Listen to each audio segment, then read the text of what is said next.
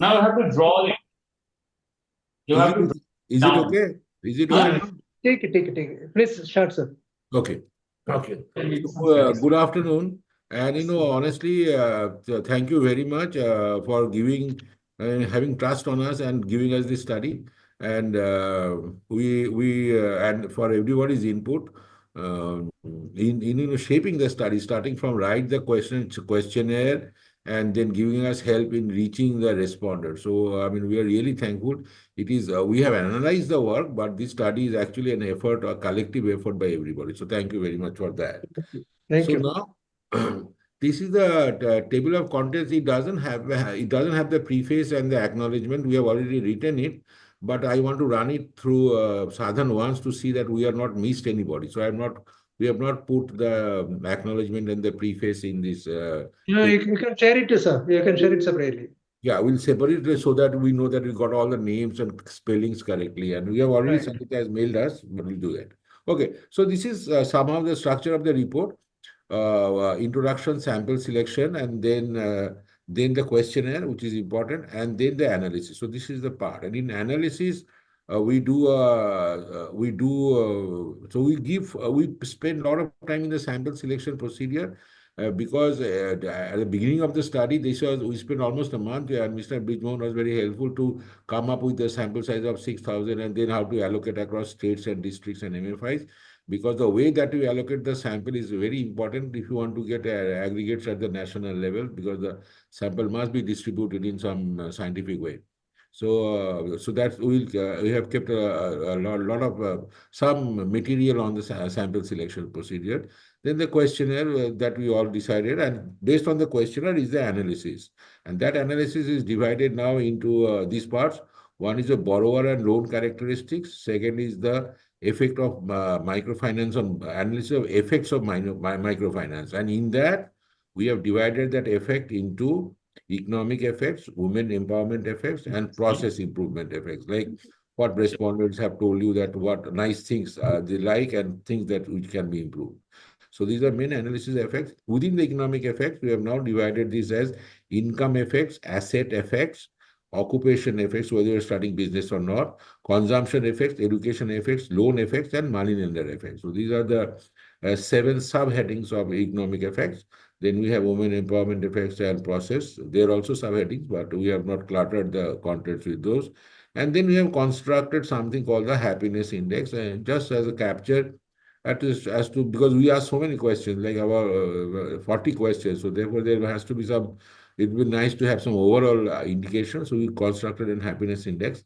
And these things that I have just said is all done at the cycle level, the cycle one, cycle two, cycle three, because as you progress through cycles, people become more accustomed to everything, and maybe their income, their loan amount that they get should improve. And that is what we actually find. So all these things are presented at the cycle level. After the cycle effect is done, then we also present all the things that we have done for the cycle effects at the zone level and then at the state level. So those are tables that you see will all all also recalculated at the zone level and the state level, because as you shall see that in zone level and state level there are a lot of geographical differences. Like all states are not doing similar, maybe because they are started at different points of time. And there is also an analysis which SIDBI said particularly because they wanted to look at aspirational districts. So in our sample, we have about 859 respondents who come from aspirational districts. So there is an analysis of that. And then finally, there is an analysis of the poorest of poor, which was a great suggestion, thinking that what should be the baseline? Should be the cycle one as the baseline, or the poorest of the poor who have been untouched by microfinance? So there we have called them cycle zero. Cycle zero means they have not been touched. And then some summary of findings. Okay. So the primary objective, everybody knows that we want to figure out this economic effect, social effect, and women empowerment effect. Secondary objectives, of course, are the loan characteristic, borrowing methods, and process improvement. That means how we can make this microfinance even more effective. This is the sample description because we had a 6,000 target for the, I mean, when you conceive the study, but when you carry out the study, there will be some people who did not respond here, so we have to cover it somewhere else. So this is the actual sample now. The total MFI sample coverage is 5,934. Total poorest of poor is 449. This sample covers 6 zones, and these zones are by the Ministry Government of India zones. We'll tell you the name of the zones shortly.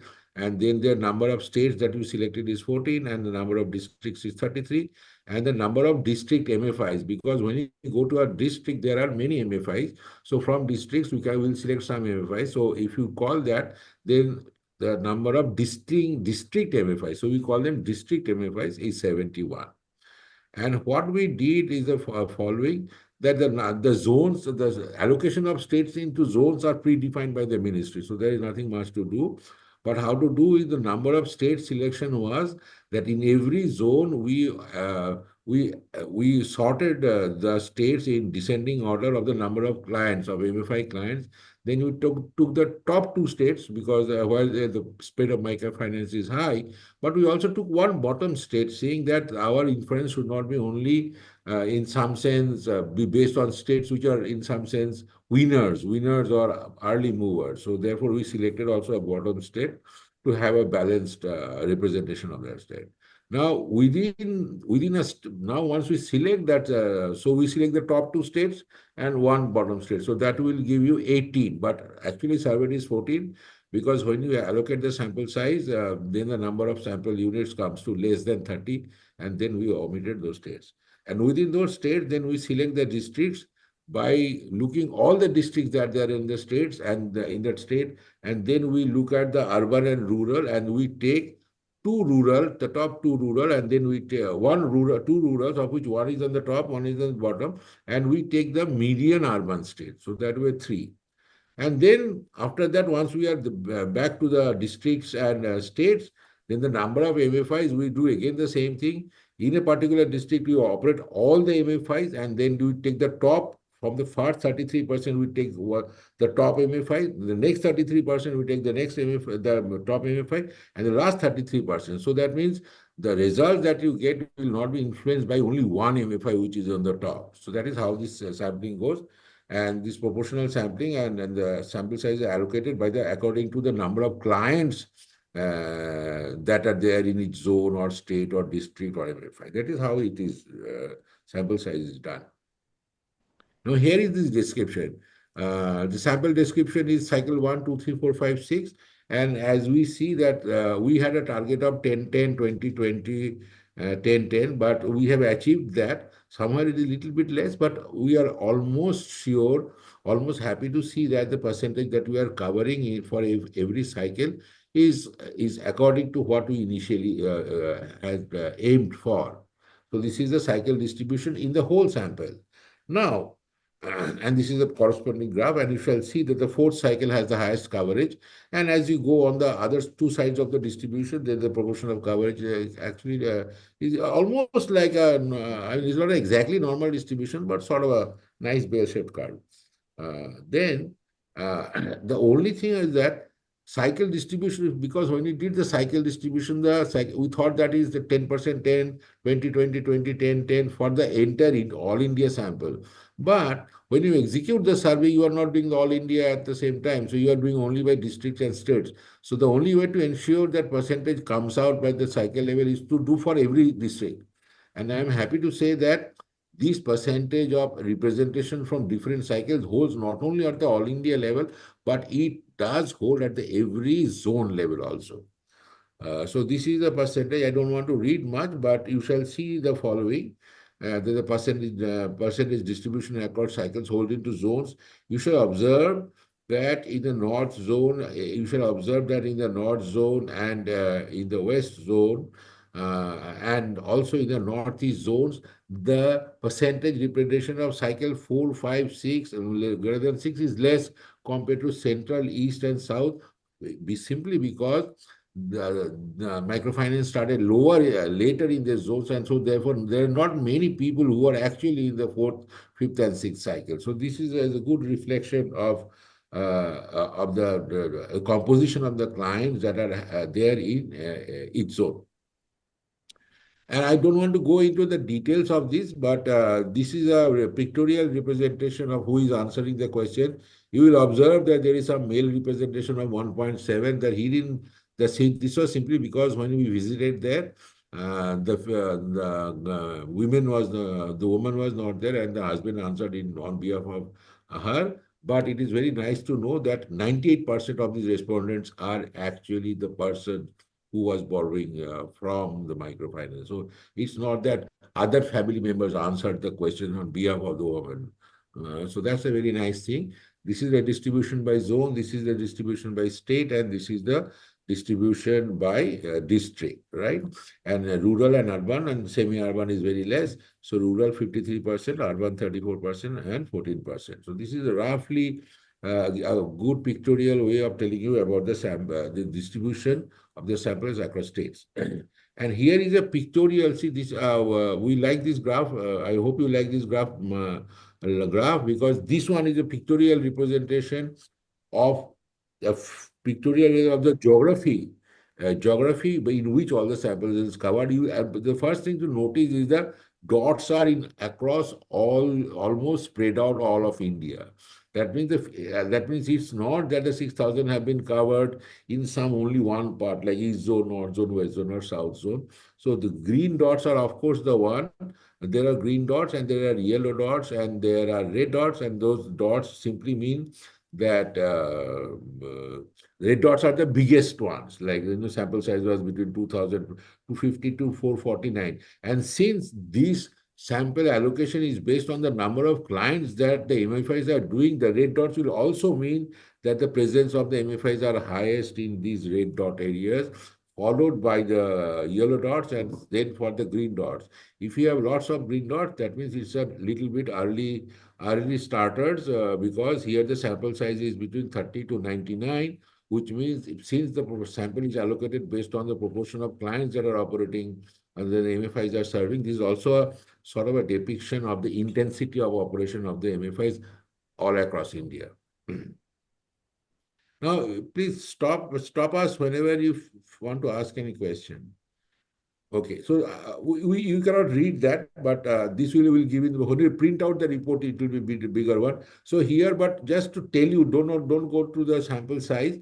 Here, every state name is given, and then whether and which is the zone in which the state falls, because the state names are ordered in terms of alphabetical order. Within that state, which are the districts, and you shall see in the district, sometimes, for example, in Bihar, Muzaffarpur is appearing 3, not because it was surveyed 3 times, because we surveyed 3 MFIs from that district. That's why it is, and the MFIs that we surveyed are all written on the MFI name. So that column, so if you do the first column, that will be 14 states. If you do the districts, then it will be 33. And if you add up all the MFI's name, that will be 71. Okay. So this is the entire sample size. Okay, here. So now a little bit about the questionnaire. So the questionnaire is divided into personal and household profiles, loan details, overall impact of the loan, access to loan, and communication and interaction. That we all spent a lot of time, and thanks very much to the advisory committee and Mr. Bijmohan and Gigi and Shoibal, everybody, because we had lots of questions in the beginning. Then by suggestions, we just put it into particular subsections, and these are the subsections on basis the question we divided the questionnaire. Now, the one point to note is the questionnaire was administered through a survey conducted by Median Research Group. This was translated. We only did the English, but they translated it to 10 different regional languages to do it. And this was always monitored through real time through their GPS tracking. And every evening we had, Sangeeta also would know, and she had a dreadful time that time. We had to think about how to update, whom not to get in contact and etc. So the data is correct or not. So every 2 days the data was also checked. So basically what I'm trying to emphasize is the fact that the data was collected the sampling distribution was correct, and then the data was collected with real-time monitoring and checks, which means because any result that we got is based on the data, and if the data is not have high integrity, then the results also have high integrity, because the integrity of a result depends on two things. One is the amount of data that you collect and the quality of the data you collect. Amount we already know because we decided on 6,000, but the quality, this is the quality check in some sense. Okay, now here. So now we start. So based on this is their profile. I'm going to go a little. If you want to stop me, stop me. I want to go a little bit higher on the income in the effects, but still, then these characteristics are also important. So if you see this, then you see a typical I mean, if you go in the middle of the age group, so you will see that roughly in somehow like 50 years to 25 years, the middle four bars, the middle horizontal bars are this is the profile of the age profile of the borrowers. And if you look in the two middle groups, which is like 30 years to 40 years, 30, so 10 years. So they comprise about nearly half of the borrowers of MFI. And if you look at the household, typical household members is roughly five, and this is a distribution. Two to four members are 47%, and 5 to 7 members are 47. Say 47%, more than 7 members are 6%. If you take an average, it will be about five. So it's a five-member household that a person is borrowing. Now we have to remember this because of the fact that we can put in context the amount of loan money that they are getting from the MFI has to be put in context of the size of the household also. Okay, So, financial. uh, Dr. Sapna, one thing that while you're writing this refuse to answer, like What is that? this is in the last year, this clip, Oh, see, he didn't want to tell his age. That's why. Age. They didn't like. Age. He didn't want to say his age. Okay. But there is nothing. Not many people. It's Not okay. many. That's a very small sample. Very simple. Because if you add it up, it will be maybe 99% or something. Well, one or two people did. But the reason we are doing, because so that when you do the, see what is happening, when you do the distribution with 5934, which is the sample size, it gives you this graph. So therefore there is a value, there is an answer which is refused to answer. So that is showing, but there is not showing any corresponding, like any positive width. That's all. Yeah, another small question was that, earlier you showed that women and men it's transgender. So there, all the borrowers are women only, isn't it? Yes. But the answer was given by someone else. So then we checked it, then said there are a few cases when the women, for example, when I went to Bangalore, then I visited and waited for 5 hours for one lady, but that is of course our mistake only. They had taken us at 12 o'clock. She had gone to run some errands. So we stood for 5 hours, then she couldn't come, and then husband answered the questions. So that is the way, this was the gender of the respondent. This is not the gender of the borrower. But it is very good that that everybody, in most cases, it was answered by the person who has borrowed the money. But we have coded it 1.7. So this is the explanation, and we checked with Swati. He said yes. That is what. But was there any significant difference in the response of women and the other genders? We did not analyze because Mr. Gigi, what happens is like 1.7% will be like 90 people spread over, because it's 6,000. Right. So 90 people spread over like 70 days districts. So then they will get some 10. But with that, if you want, we can do that. No, I just want. No, it will be No, good. honestly, we did not. Honestly, we did not do that analysis because we thought, I mean, if it went to 10% or something, we would have analyzed. But we We could have seen that how the others see this Bilkul. microfinance. No, that's a very good suggestion. We still have 90 people, so we will have it because it is easy for us to just, do this analysis now, because we simply so by gender and then it will do. We'll do that. This is a good point, because at least because the sample size is high, then we'll get at least 90 people. No, 90 people roughly, 6 or 42. And yeah, So, we need Dr. Sarkar, 102 people. Dr. Sarkar, one thing that this you are writing here, this transgender, it's very interesting to see. So, is it like microfinance institutions are giving loans to transgenders also? Yeah, but they are giving because it's a reported. See, we have checked all this data because I asked. It's fine. I mean, that's very Are they interesting. borrowers or are they? That's my second question. That are they borrowers? So giving loans to them means they're borrowers. It's a good thing. It's a good thing if it happens. But it is true that either this is a respondent. Now, it is only two things are possible. Either the respondent himself, herself, or transgender, whatever we call, she is a borrower, she or he or it. They. Now they use this pronoun they for when you don't want to give this he, she pronoun. Either they are a borrower or they are at least in a household where there is a transgender, because only the transgender may not be the borrower, but she is at least answering the question. So therefore, at least the household will be having a transgender. Whether that person was also the borrower, that I No, mean, they may be borrowers also.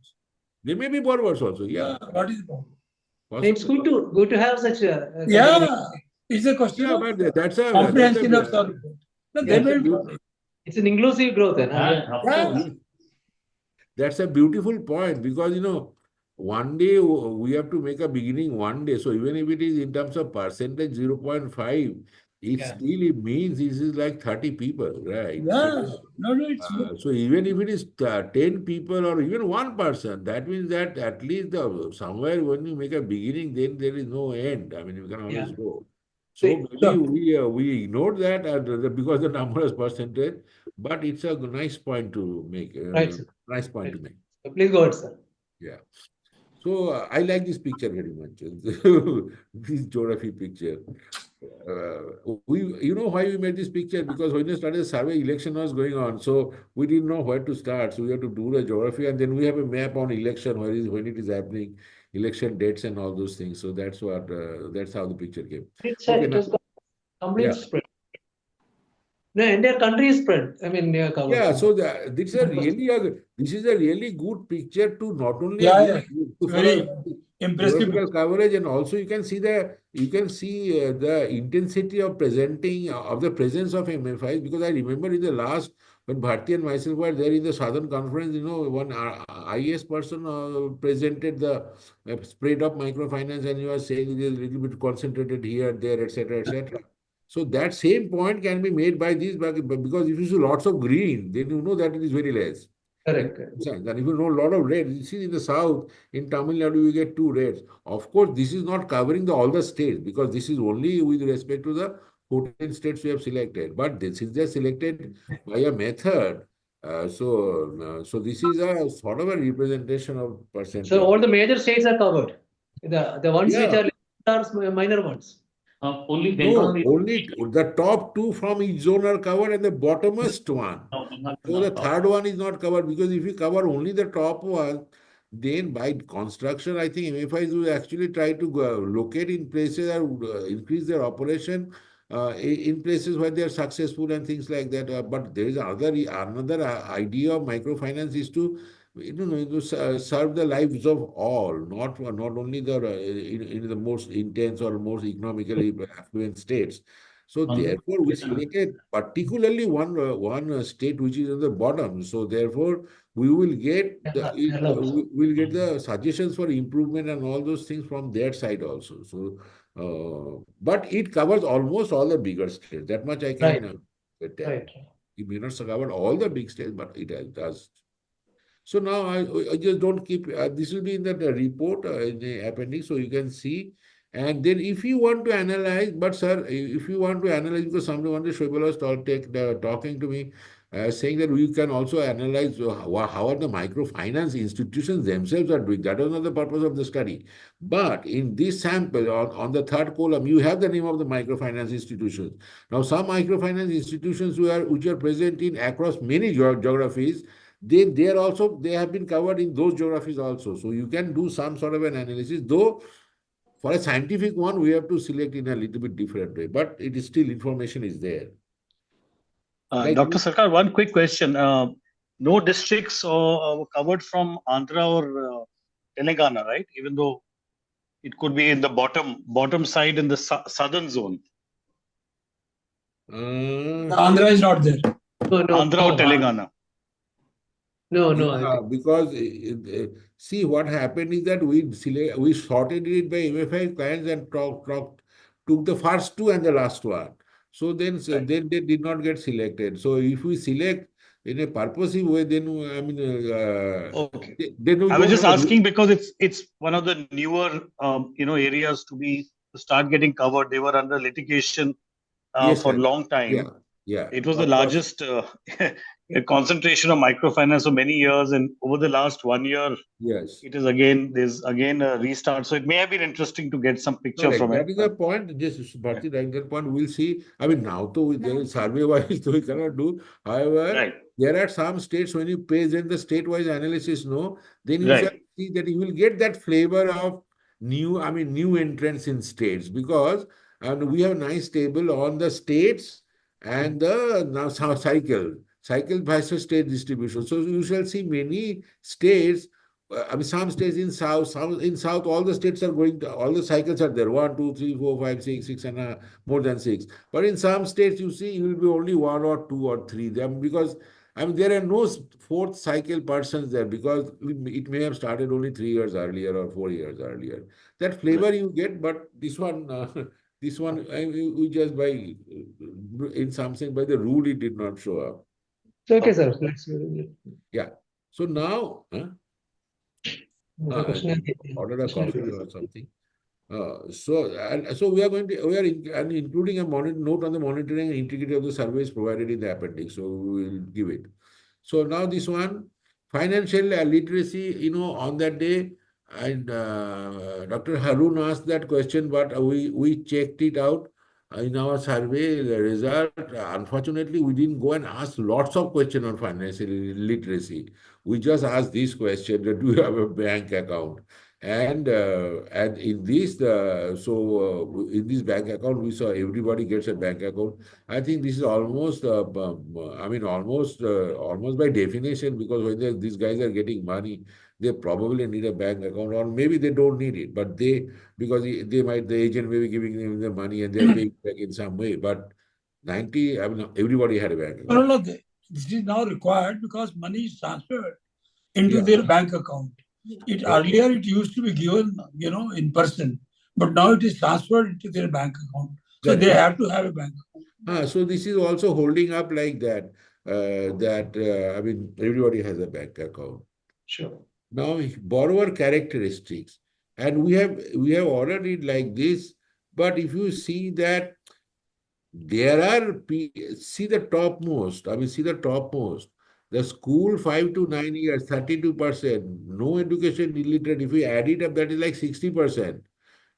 In terms of the work, educational qualification of the borrower. So this may be, I do not know whether education is synonymous with financial literacy, but it should be having some relationship, correct?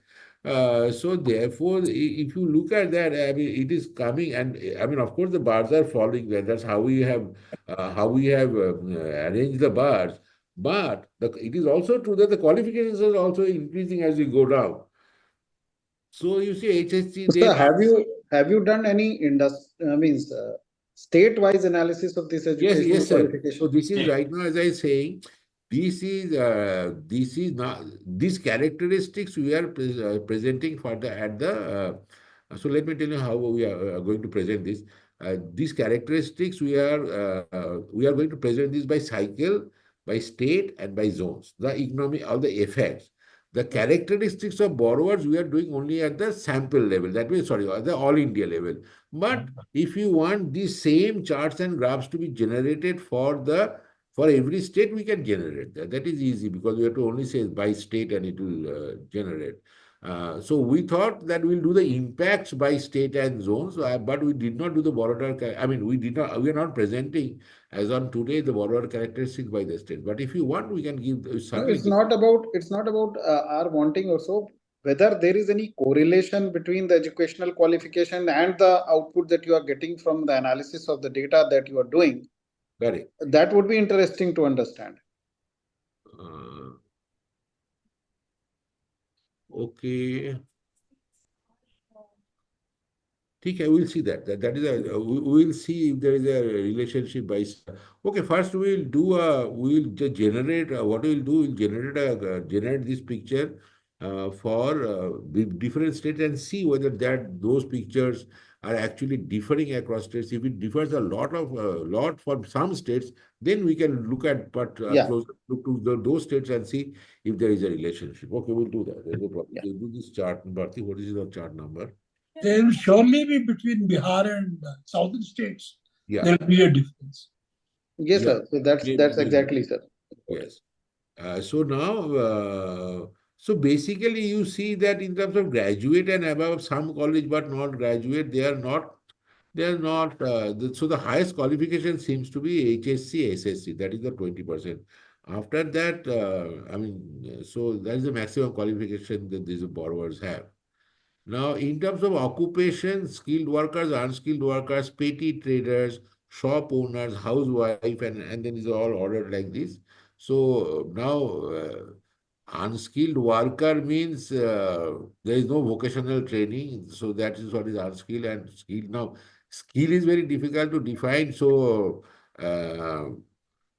when you ask him, are you a skilled worker? Now, what he is meaning as a skilled worker, we don't know. We have our own notion of skilled workers, but this is the response they give.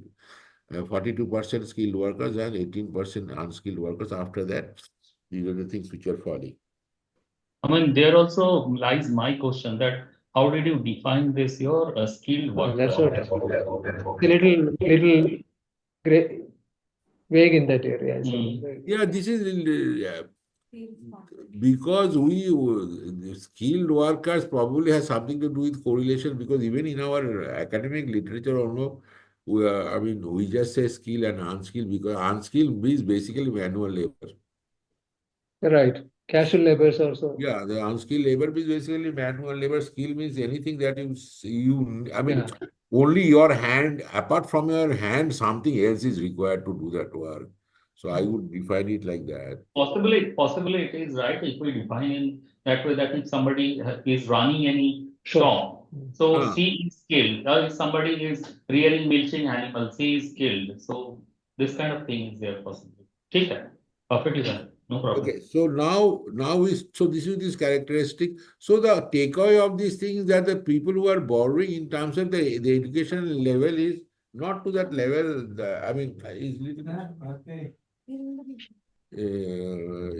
Is little bit low, and occupations is quite diverse. So now loan details here. So how do you come to know through so it is obvious that MFIs are the biggest source, 50%, but through friends and families is also 37%, which means that there is quite a large amount, 2/5, which are getting the information through friends and families and not from the MFIs. Let us try to put it like that. So there may be, whether you feel like there may be a way of increasing awareness or something like that. But there is a substantial portion we're getting to know through friends and families. That MFI, you can put it as staff, through MFI staff, not agents, because agents gives you a little different. Okay. Yeah. Number one. Number two, see, even if MFI staff are active in the area, many times, people bring their own people, friends and relatives to the groups and group meetings. So that way they also get attracted by the other people. Mm-hmm. So that could be a correct picture. Correct. No, I'm saying that that's fine. All I'm trying to say, because these are based on the responses. Yeah. So they may be the friends and families, maybe, because it may not be also possible for MSI, what did you say? MFI staff. You have written, no? MFI staff.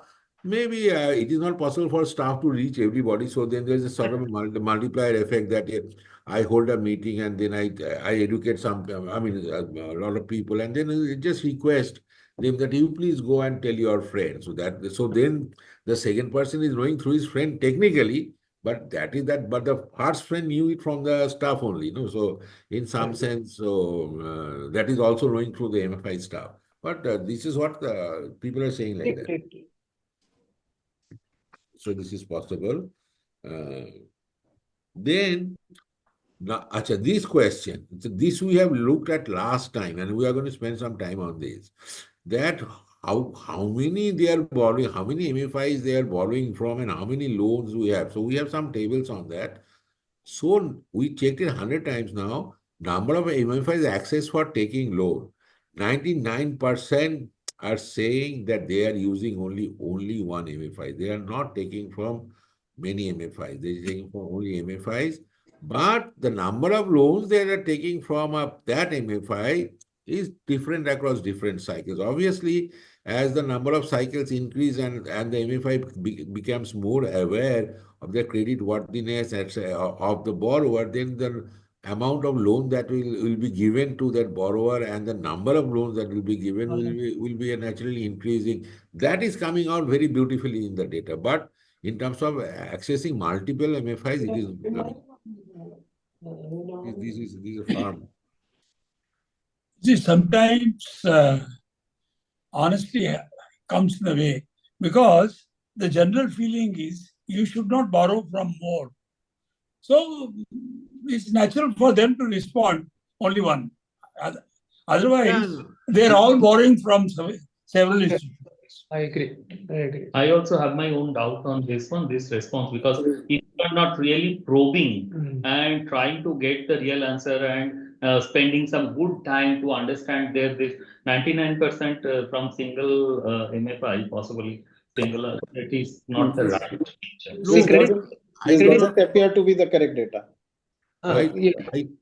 Maybe you can think, because this is, but I thought of we thought of something different.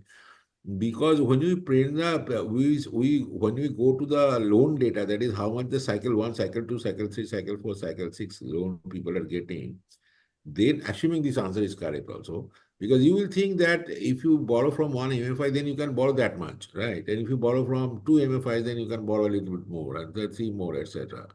But it is also possible that if you borrow a single MFI, your relationship with that MFI is a little bit better, and as you grow over more cycles, then the MFI trusts you and gives you more money.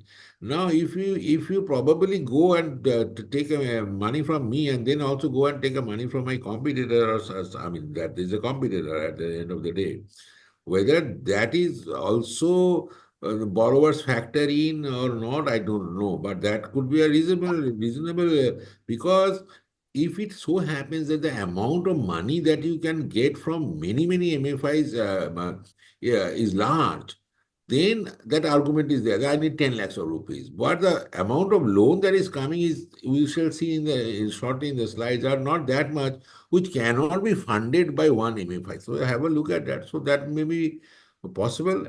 Or maybe they are not reporting in the same fear that you are saying, that if I say that I am borrowing from only 2 MFIs, if I say, then there is a problem. Problem because one of the reasons is possible because when we go to the field, then a MFI person actually takes us to that village, right? And so village. So of course, that person may not be understanding what we are asking, but sometimes the very presence, the fact of his presence might lead to underreporting, that they'll not tell that they are borrowing from 2 MFIs. Then somebody will immediately ask that who is the other one and why are you borrowing? So maybe that. Dr. Sarkar, could it be one more question I wanted to ask you is how the question was framed? Was it specifically asked number of MFIs, or was it asked number of lenders? No, it was not asked, sir. It was not asked like that. It was asked how many. It was asked, are you borrowing from one MFI? No, there was a matrix given, and then please tell us how many all the MFIs from what you are borrowing and how much is the amount. One matrix was given. So it was not. No, why I'm asking this is that from the data that we collect, like from credit bureaus and all, if you combine all lenders, which means banks and NBFCs, then roughly 80% have 2 lenders, which includes one MFI and one maybe a bank. So maybe I was just wondering that if it is asked from only MFIs, maybe it's not wrong what they're saying. It could Yeah, only because, be sir, one MFI, but another bank. yeah, That's why. that is possible because when I visited two focus groups, so three focus group discussions. Oh, I visited three focus group discussions. So they were asking that, we need money to build houses. I said, how much money you get from MFI? He said, 1 lakh. I said, how can you build a house with 1 lakh? He said, no, it is not like that. We get the money from MFIs for 1 lakh, 1 lakh, 1 lakh, like that. We pay for it. Rest we go to the bank to get the bank to access more money.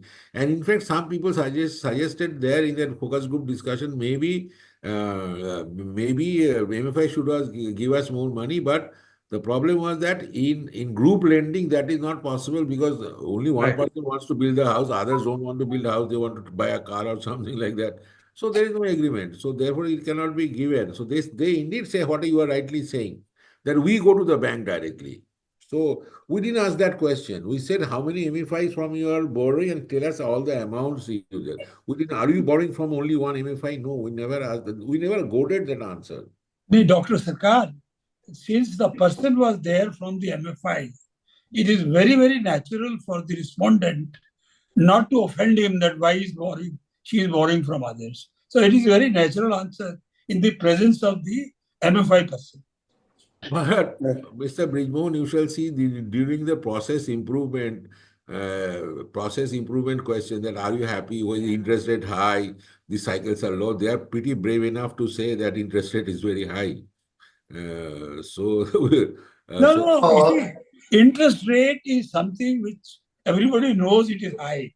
And I mean, it is, if they say that it is low, that would not be, acceptable in terms of vision. But believe me, in the presence of MFI person, for him to have to say that only one is not unnatural. Correct. So let us do. This is Dr. Sarkar. Yes. This is highly counterintuitive. So this answer is highly counterintuitive, and I think one way, I don't know whether you can you correlate with the bureau's reports going via the lenders? We at this moment I don't know how to correlate, but we can certainly put two qualifiers here. We cannot put that this is like, we cannot write on a report like in the presence of the MFI he is unlikely. That we cannot write, but we can certainly write the other point that Only MFIs. cited that this is MFI and it does not include any other. Even Sarkar sir, even that number of MFI being only one for 99 people is not correct. Yeah. Not a correct, because if everybody knows that there is a multi-lending happening in the microfinance. Multiple borrowing also. Multiple borrowing, yeah. So this needs to be somewhat, this point has to be modified in some. Okay, we will try to go and see. Okay, I will take that point because last time also this happened. So I mean, this slide was an issue that we looked at it closely. What we can do is that we can look at this slide in terms of generated by states and just see whether everywhere it is giving the same.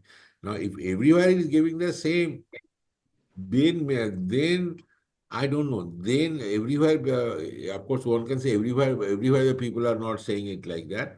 But let us see. Does it have any kind of relevance on our the remaining study? No, it doesn't have. So we can omit the slide also. Then you can even ignore this, I think. Yeah, because this is always causing us sort of a little bit confusion. But I was happy to hear that other answer which says that data includes that 80% of the people have two lenders. One is MFI and one is a bank. So, Dr. Sarkar, the problem is 99%. So 99% is something is highly counterintuitive. Okay. So it will, as Mr. JG says, if you have this and if you are not going to do some purging and correlating with bureau report and harmonizing the data, it may put some questions on the credibility of our survey. Okay, agreed. So I have one suggestion.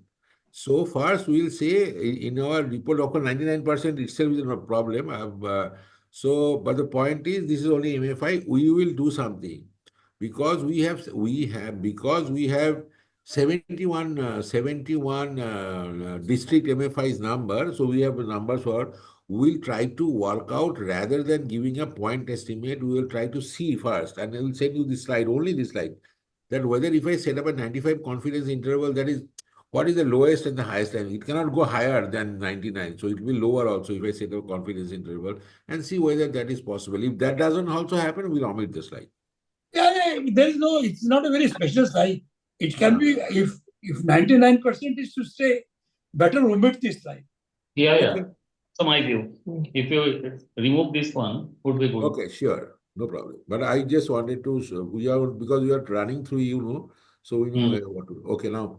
So here is see the average loans taken 1.3, 1.5. This is by MFI name. This is the amount of loan taken, average interest rate, tenure of loan. So tenure of loan is, we have a chart and more analysis coming out, but this is the data. So I'm not going into this because we have, but to notice is that the average tenure of the loan is 2, and the average amount of loan that will come is coming out to be 2.6, which is roughly this.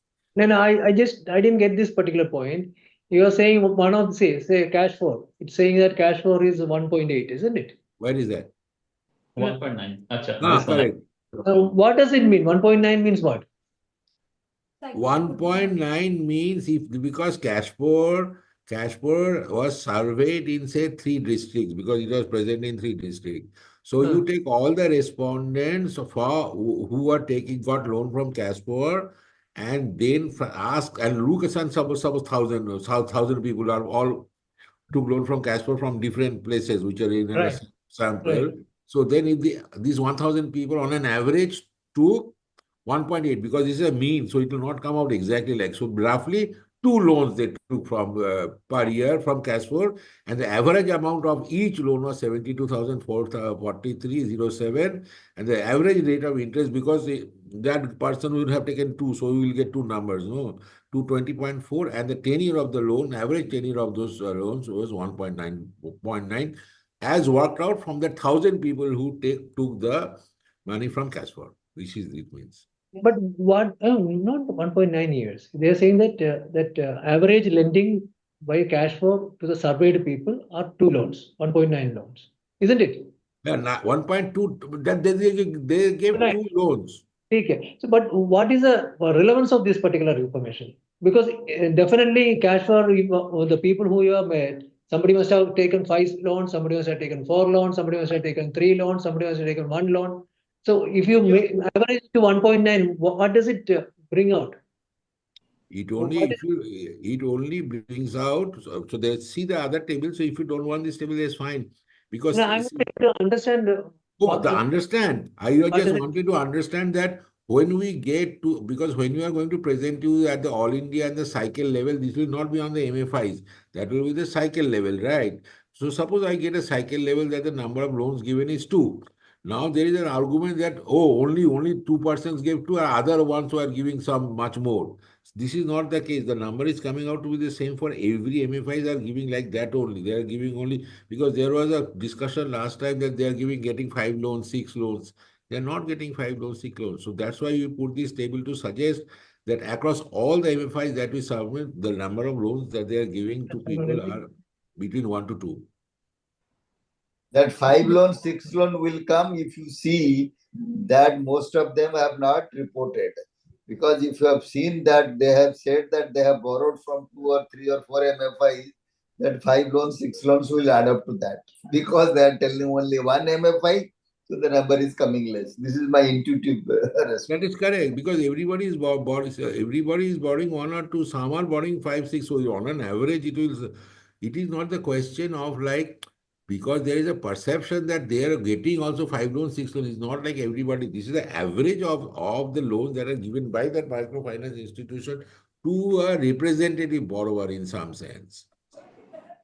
So one thing, Dr. Sarkar, that I don't want to disclose. I'm seeing something in this slide which is possibly true, but we don't want to disclose that one. But if you see this slide, it doesn't make, it doesn't really convey something, and also which we want to intend to put in our report. Trevor, let us do something. Yeah. Because see, this time we are presenting to you and we are presenting to the advisory committee. This is not the final report, and nowhere we are going to insist that whatever we got, we have to do it. We want a common good. So therefore, if certain things that we don't want to put, then we will discuss. We'll run through you, and then you tell us. Then this one, because if you put it in the report, then you do not do it, right? So we may not do that. I'm just presenting that we are just. No, it's fine. I understand this one, and also these are deeper insights, and these insights are very good. But what we'll put on the report, that's what we are suggesting. That is up to you. See, the idea is that I understand there is a external consumption and there is an internal consumption. We all are, not we, but you at least said we are all the internal consumption of this article. In the sense that you need to know the information. That's why you put as much as you wanted to put. However, to the external person, there is more not controversies, more questions and this and that. So we don't want to put that. So this is not going to present on the report that we submit formally to you, but maybe it is nice to have a draft report which you can say this is a report and those things are irrelevant or what. But if we do not do this, this will forever get destroyed. Destroyed means no, I agree with you. Totally, I agree with you. Totally, I agree with you. But the only thing that we don't want to put this one. That's a good then don't put, because there's so many. There are so many pages, and probably if you want to, when we distribute to the public, at least in the conference, then we need to put a brochure or something of 25, 30 pages. If we give them 200 pages, who will read that one? That you can do later or put on a website, but we can put a brochure in where you can do the salient points, right? So we can do it like that also. See, such a statement can be true only if every year large number of people are newly joining. Since they are joining new, then their age is only 1. So that only explains. But for Kashmir, this cannot hold good. So that means there is some problem in this statement. No. Anyway. But that is not the case. See, that's why we are not saying that. So maybe we do the MFI. Because this is not a survey of Cashport, this is survey of the respondents. So it is just happened. So let us interpret it that this selection of the 1.8 is not the average of all the money that the Cashport gave, is not an average of all the borrowers that Cashport led. It is just that we have allocated the sample, and maybe Cashport had been covered in a state where, Cashport in the survey was covered in a particular state in which Cashport was a new entrant or was operating in a little bit later stages. So therefore, it is showing up that Cashport is 1.8. But maybe if you take a Cashport in a higher state, then may not be like that. So then this is not a commentary on that level. We wanted to do it by microfinance institutions to just see whether the numbers are actually very, very wobbly or it is more stable. We are not so much bothered about the number of loans. We are bothered about we wanted to see what the rate of interest is what and what is the tenure of the loan. That is what are the two main parameters. So it's not a representative. This is not a representative of the mean of Cashport, because I have a small question. These numbers, is it saying that at present they have so many number of loans from this particular institution? Is it that you're saying, or from the beginning of their association with this institution, they have only so much average? Is it that? What is that you're talking? No, right now. Right now. Presently, some cash flow, that particular person has an average of 2 loans. Is it that? Yes, average of 2 loans, and at each the value of each loan is 72,400. Then it's fine. Then it is okay.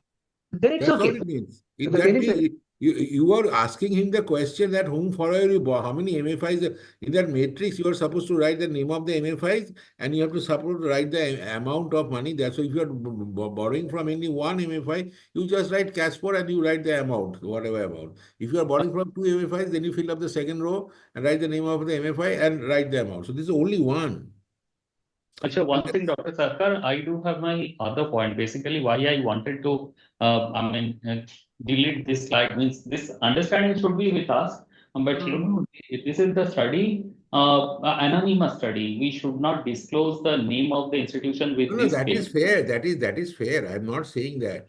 So please So it's we should not. please do whatever you feel is a good for everybody. That's all I'm trying to say. What we are giving it for our This is internal.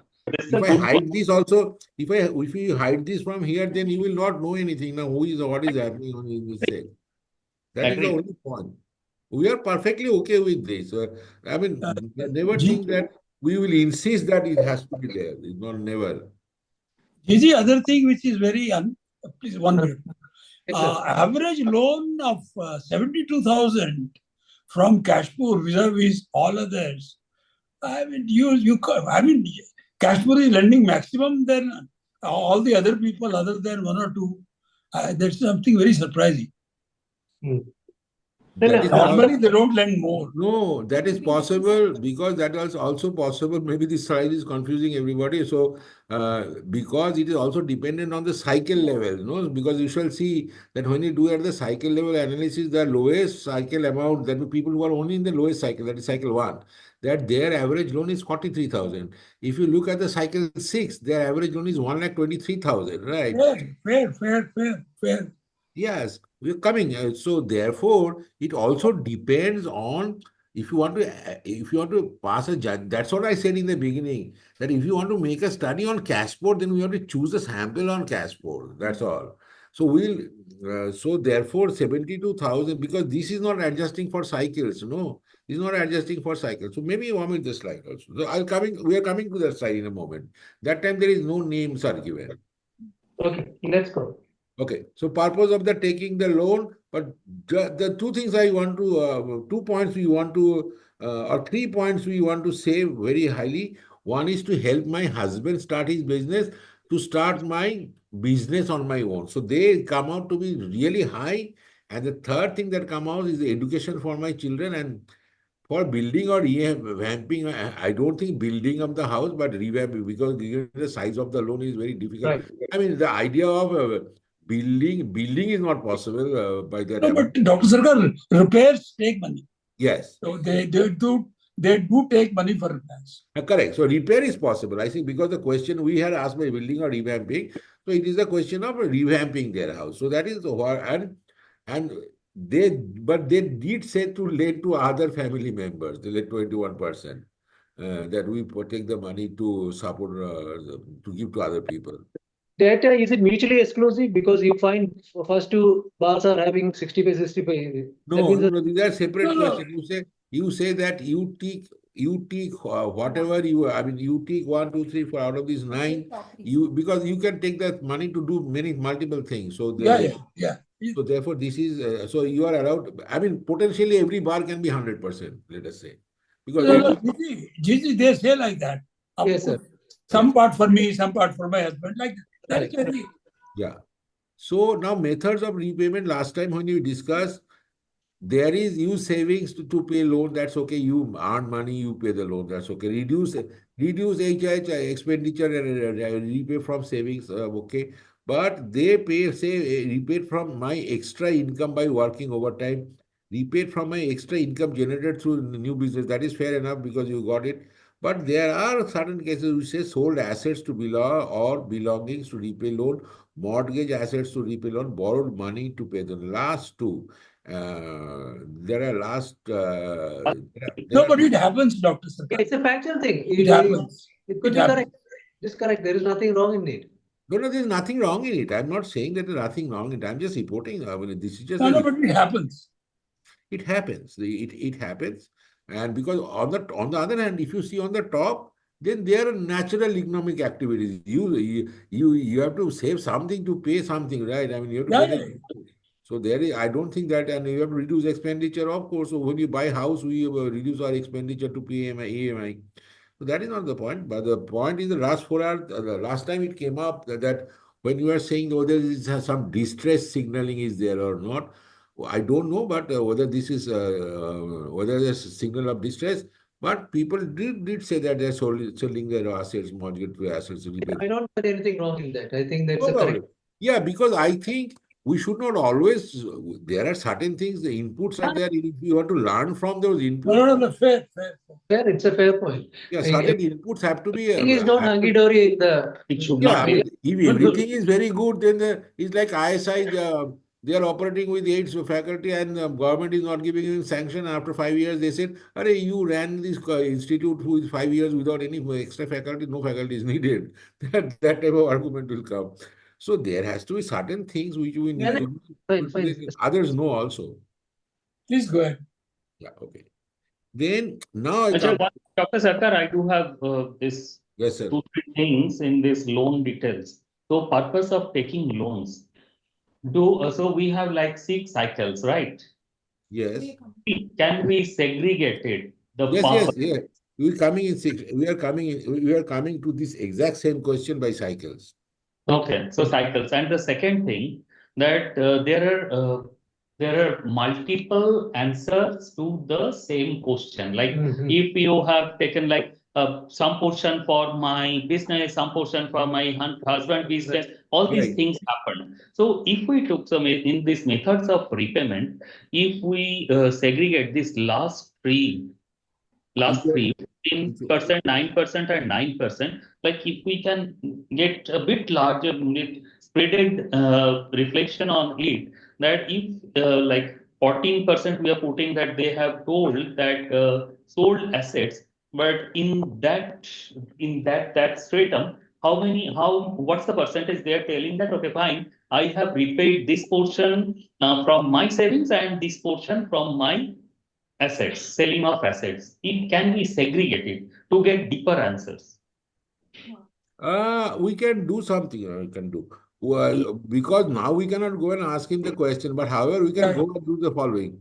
No, but you have those answers because in your data must be there. I'm trying to think aloud of what you are saying. So we can do a Bharti and I can do the following. Like we take. Now I wanted that schedule for. Yeah, schedule is there. Schedule is there in this output. So we can do this. We can take all the people who have done 14%, that means they have sold their assets or belong, right?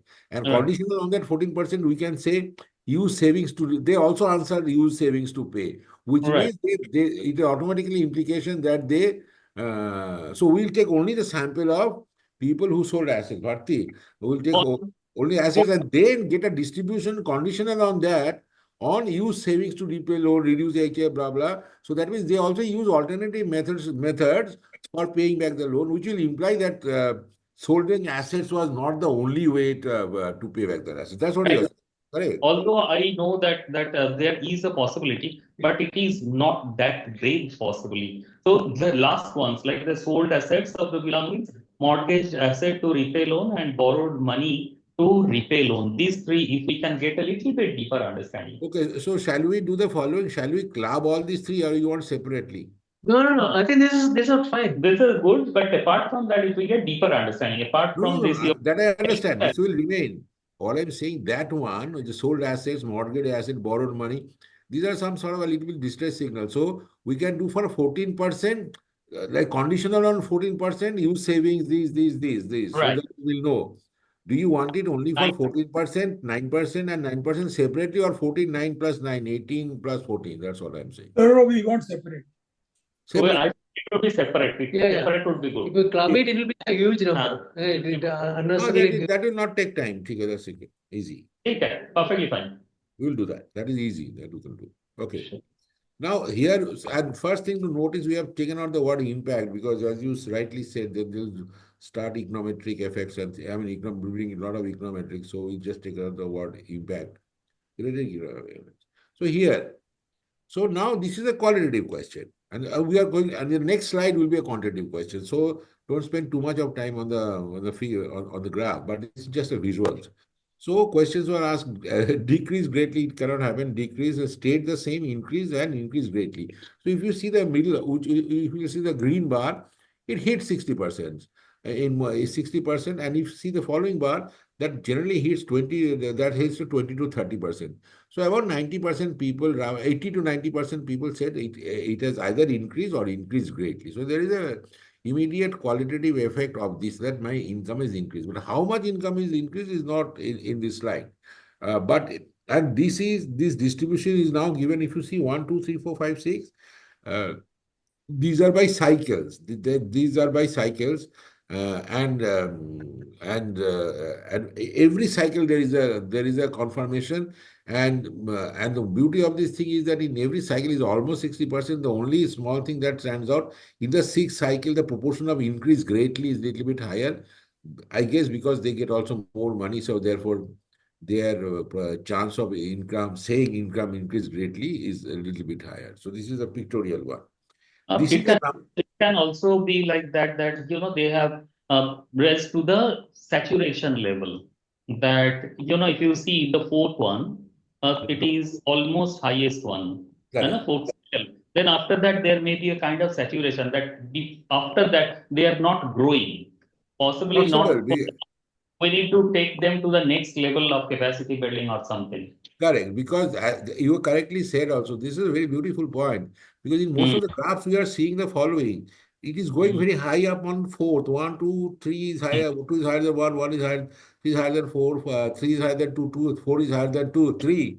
But somehow from fifth and sixth, no, it becomes little bit stagnant or even decrease. I mean, here in the picture, it may not be a statistically significant decline, but nevertheless, in pictorially, it is a little bit decline. That maybe from after the fourth, I mean, we need to give more money, and there is some qualitative answers which says the tenure of the loan is little bit longer. That means is too long. That means they want to borrow more, and then say the amount of the loan that is given is little bit less. So they're all saying in the fifth and the sixth cycle much more these answers. So perhaps you are right. So here you go. Now we work really hard on these numbers. These are the numbers. There is no other way. These are the numbers that has come out.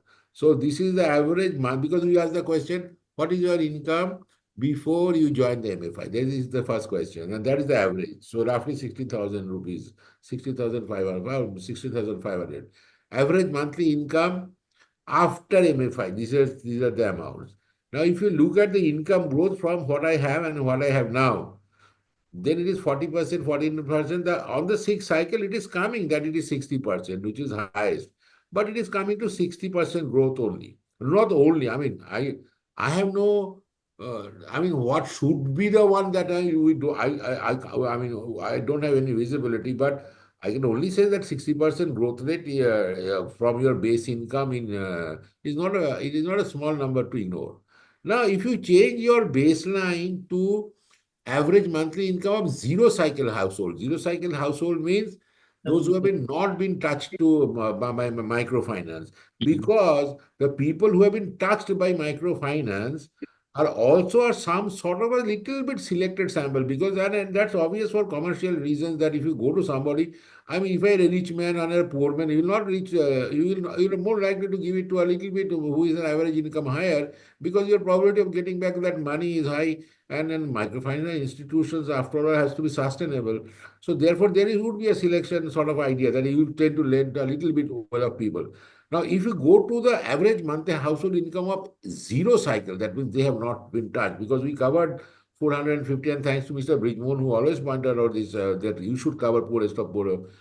So their income, reported income, is 8,000, because we had a question, because they are reluctant to answer exactly their amount. So they put we gave bands, and then we took the midpoints and we have a weighted average, and it comes to 8,000, 8,800. Then you see the increase from the baseline of, if you are suppose a new person who has never been touched by microfinance, and then you go to the first cycle, second cycle, then the growth is 200%. I mean, like your 1 rupee became 3 rupees in some sense, right? So we consider that to be significant. Now, Bharti works in this development literature. So therefore, and then when you get these estimates, no, and also this is before and after. Now, what happens within cycles? Within cycles means after you have joined and got a 40%, then you move down, right, from cycle 1 to cycle 2, cycle 3. Of course, there is an increase. You see, from 40 to 47, 57% is like a 20% increase as you move down. Now, this is an unadjusted. If you run this based on a regression analysis and things like that, it comes out to be 10%. So whether you want to because this mean is not controlled for your age, education, or nothing. these mean values. This is just before and after. If we run a regression, then this 20% becomes 10%, statistically significant. Now, we did some literature survey or read up some literature on microfinance annual growth, and they are also suggesting that it may be about 10%. I mean, it is a modest growth. I do not know what is a very high growth, but it is a moderate growth.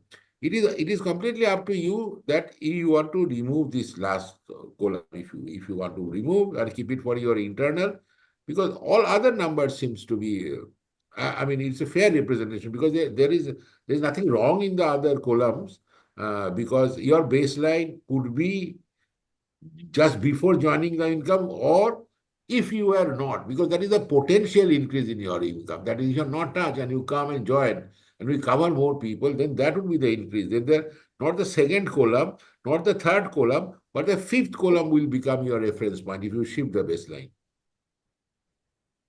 See, I do have a point over here that let us, because you are talking about regression coefficient and continuous, right? So these are all statistical terms, but what number we are seeing that it is not that like big one. So people will get confused, and in our case, Correct. No, but you know why we did it? Reason, that's why I'm telling you, we are telling you that last time in the comment, Professor Puja Padhe said that you should run some regression and do it. So we have no, to. it's fine.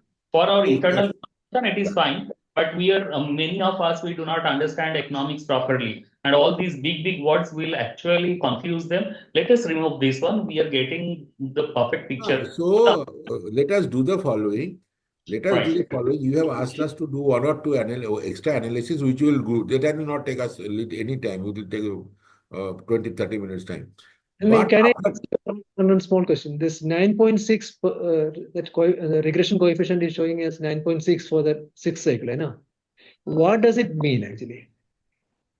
What is the meaning of that 9.6 regression? it means that it means, see, look at the third column, that 57.3. That means if you join the MFI, then when you join the MFI to now, I mean, after joining in the sixth cycle, you experience 60% growth.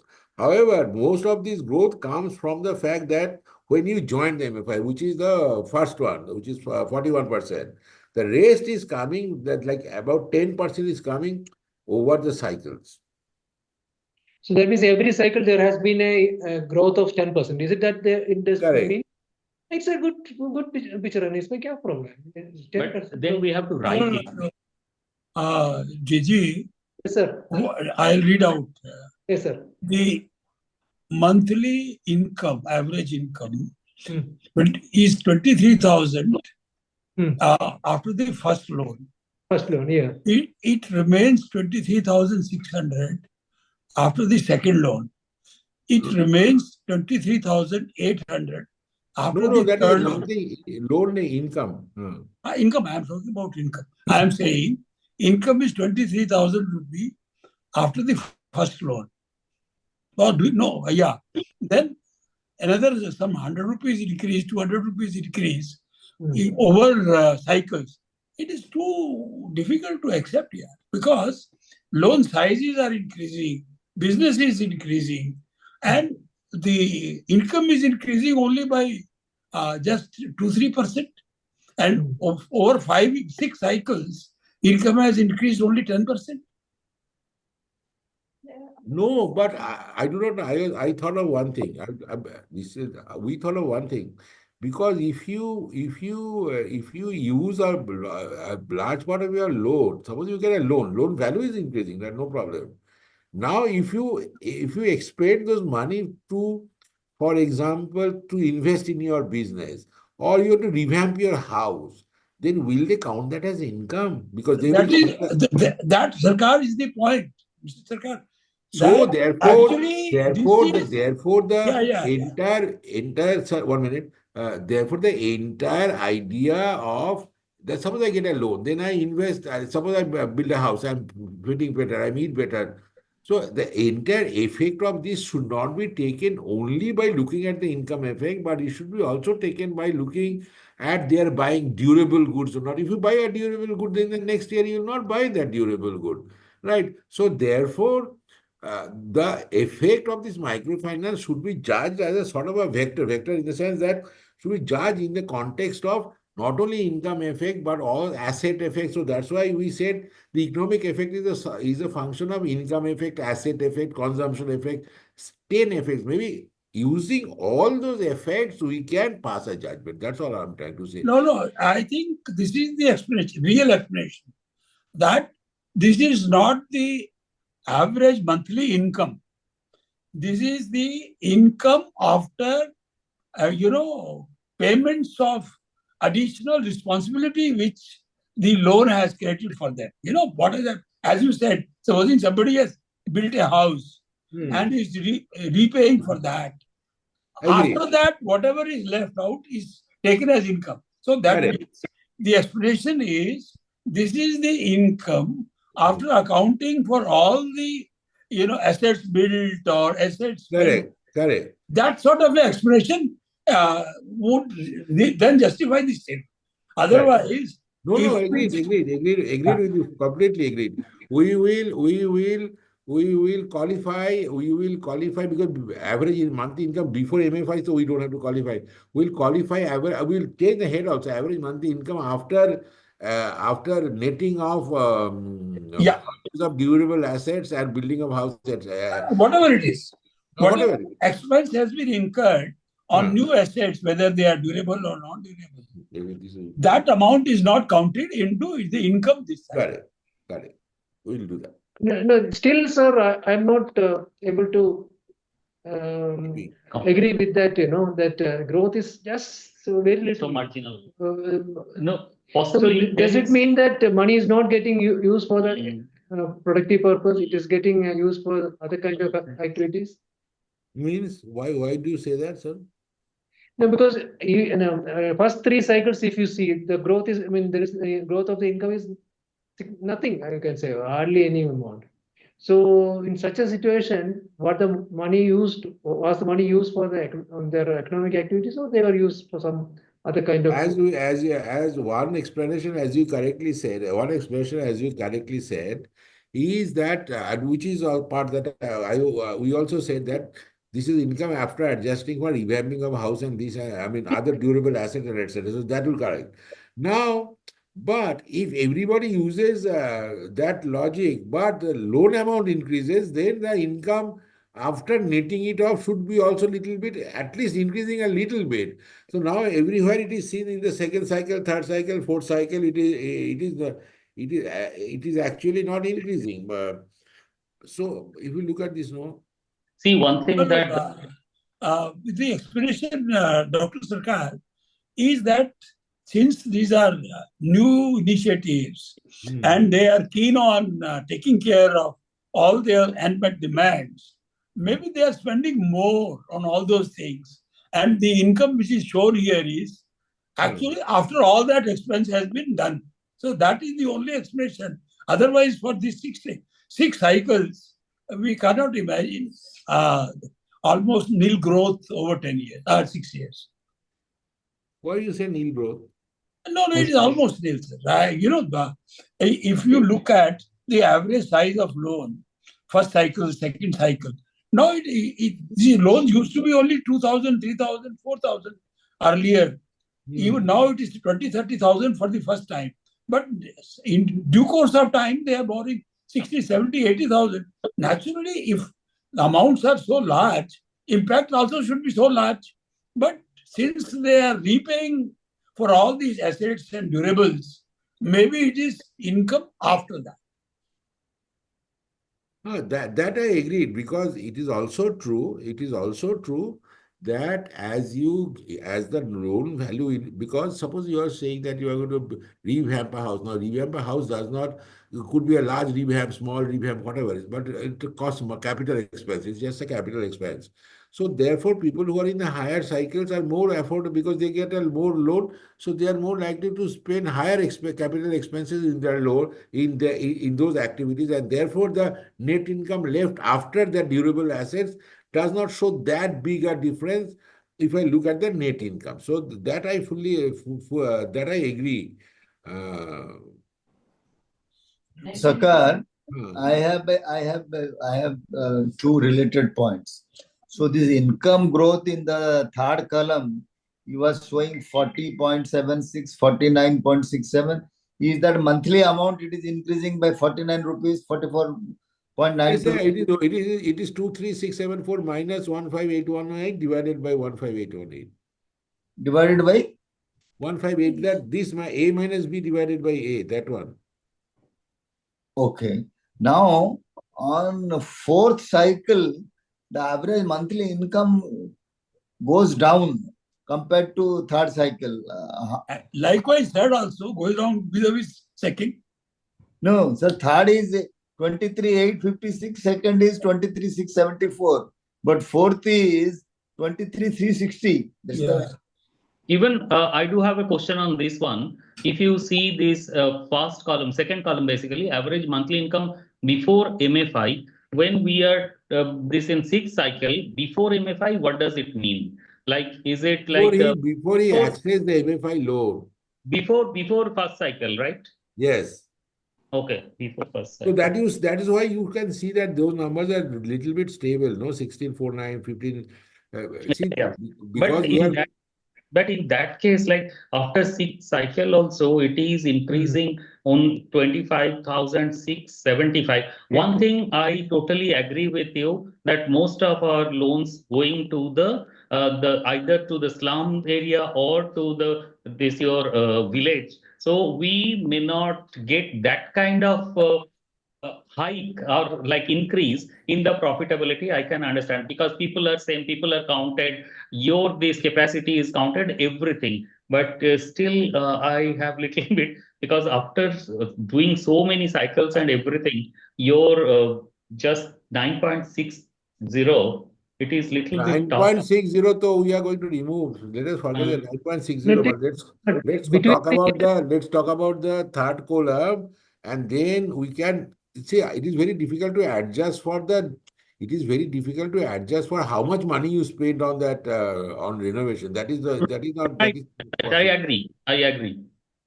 So That's we for sure. will write a big note on this and say this is apart from the things that you spend on increase of durables, etc., and then present the tables which are there already coming, in which all the growth in the durable and starting of your new business, which is an investment. Investment is not an income. So therefore, all those things have to be taken into account to find out the economic effect, because that's why in the report we had written economic effect, which is whatever 4.0 economic effect. Under that, it is 4.1, 4.2. So it should be the economic effect should be read in conjunction is to 1.7. However, having said that, I agree with Mr. Bridgemohan that if you write average monthly income before MFI, after MFI, it is written very symmetric in the sense that it is one, the definition of both the things are not same. The first one does not do all those things. Second one, a part of that thing and which is likely to be higher in the later cycles is not counted in this income. So what Sangeeta is telling that if we can write income growth, net income growth, and if you put a point in star mark that what is net income growth, then it will help. Sir, also we can include this responsibility slash assets, if we can. What is this? Sound out. ठीक है. We'll write that word and we'll remove the last column. But Shoibal, one thing.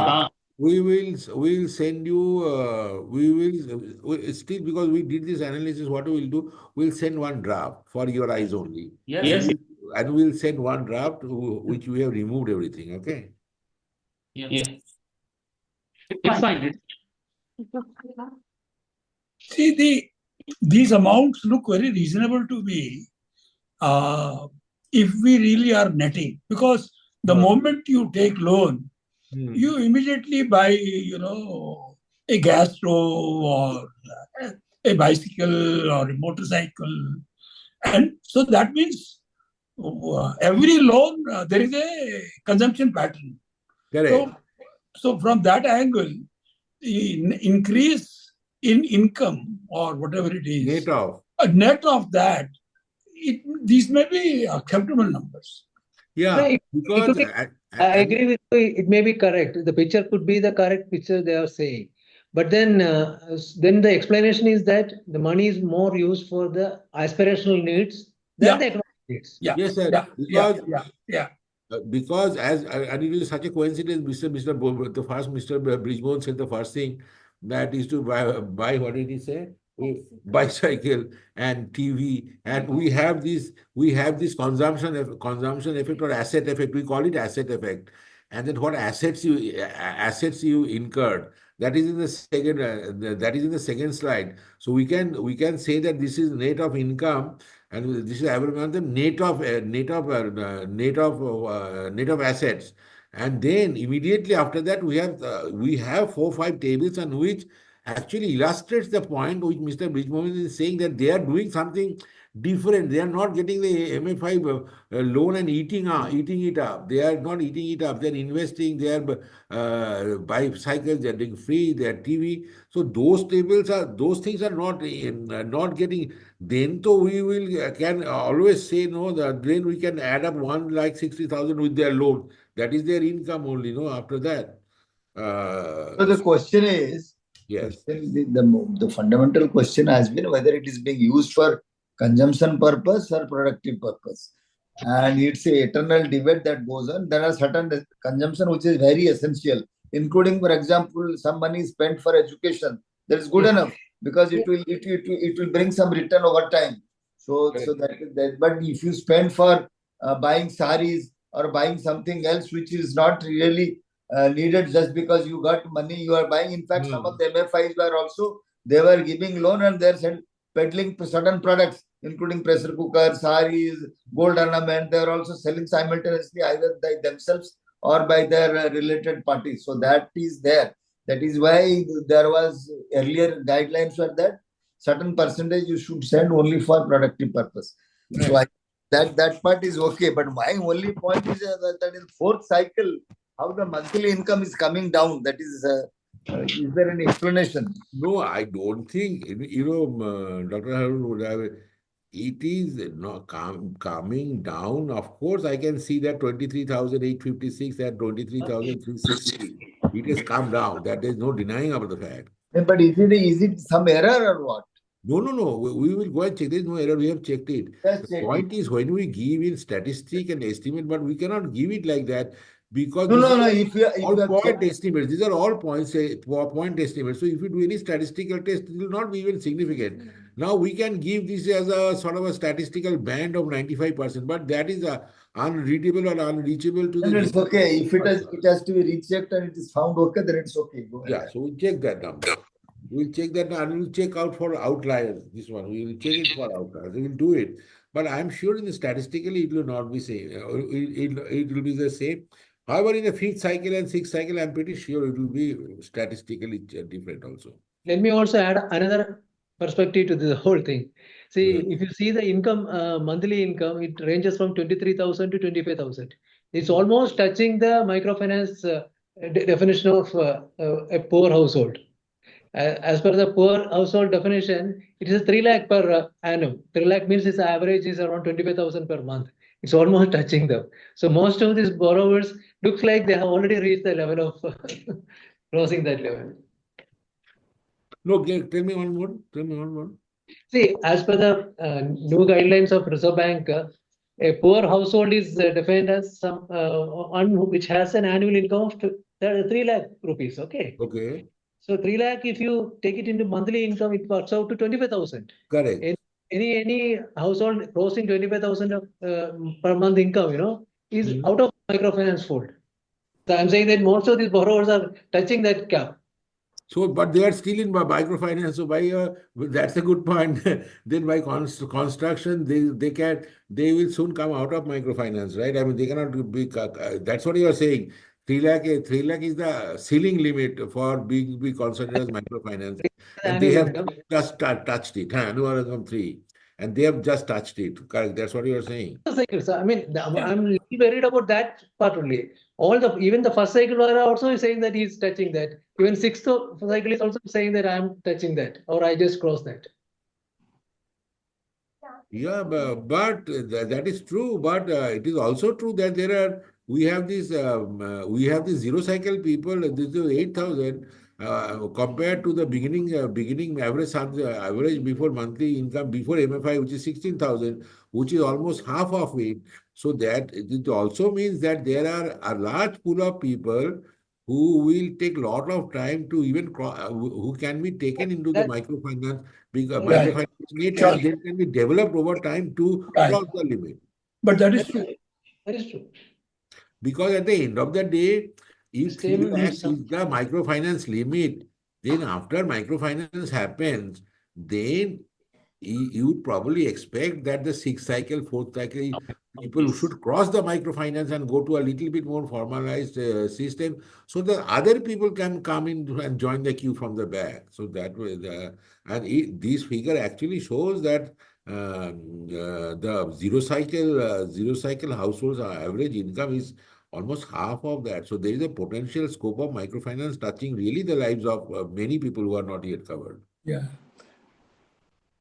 Dr. Sarkar, actually the fellow who filled in the questionnaire, there that mistake has happened. Which one, sir? Instead of asking the average, the actual income, the way he asked or those ladies replied, because what is left in their hands is the actual income for them. You are correct. That That is how I think they asked the question because before the MFI income, revamping the household does not arise. So they only ask income in hand, and income what you got before doing the house is same because there is nothing, no expenditure on house.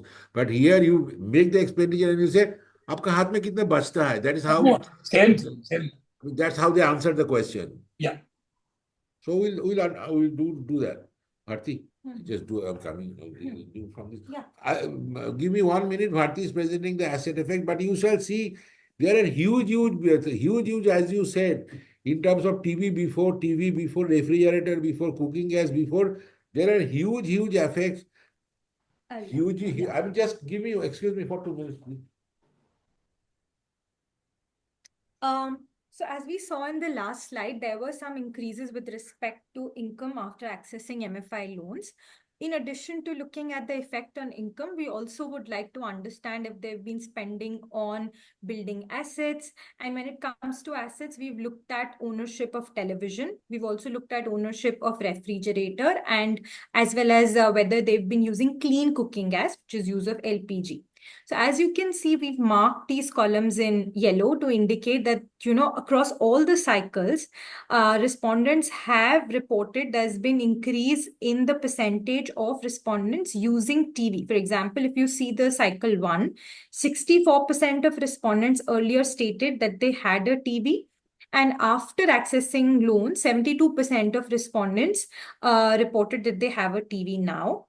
Though if you just look at ownership of TV before accessing MFI loans, it does seem that, over the cycles, there's not a lot of increase. So the cycle 1 respondents on average have 64% likelihood of owning a television set, and a cycle 6 individual on average has a 65% likelihood of owning a television set, but it does increase after accessing MFI loans. Similarly, we see for refrigerator also, there's an increase in the likelihood of an individual owning refrigerator after accessing MFI loans.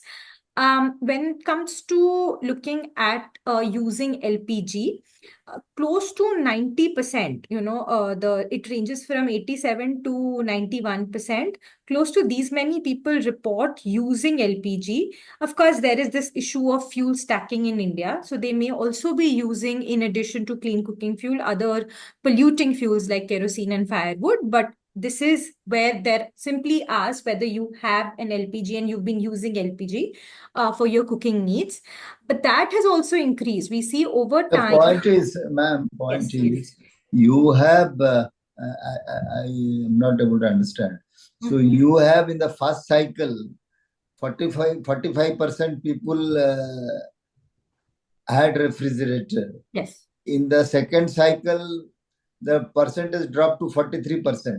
Similarly, in the cooking gas, you had 91% in cycle 2 owning cooking gas devices, and in the cycle 3 it drops to 88%. How it can drop? And the last cycle it further drops to 87%. How it drops? So it's not a panel data set. So it's not as if we are following individuals over cycles. So there is no drop in the individual's ownership of LPG over time. It is simply that we're looking at a cross section. We're looking at individuals who are in their first cycle of loan. We're looking at the average for these individuals. No, ma'am. Just for example, refrigerator, after if you see fourth cycle, you see refrigerator from third cycle it was 54%, fourth cycle it drops to 52%. So that means the fellow was owning refrigerator, 54% were owning, and after taking the fourth cycle loan, percentage dropped to 52%. So this is somehow not able to understand. It is not the same set of people, sir. He's not the same person. Yes, it's not the same set of people. Yeah, because those who are in that fourth cycle, it is a different set of people. Those who are in the third cycle, it's a different set of people. So it's not the same people. They are independent of each other. Yes, it's not a panel data set. We're not following the same individuals over time in different cycles. It's just that we are looking at the average for cycle 1 individuals and we're looking at the average for cycle 2 individuals. And statistically, 54 and 52 may not even be different. Right? I have a point here. If you see the cooking gas, right from cycle 1 to cycle 6, almost everyone has reached 100%. It could also be because of Prime Minister Ujjwala Yojana. Yeah.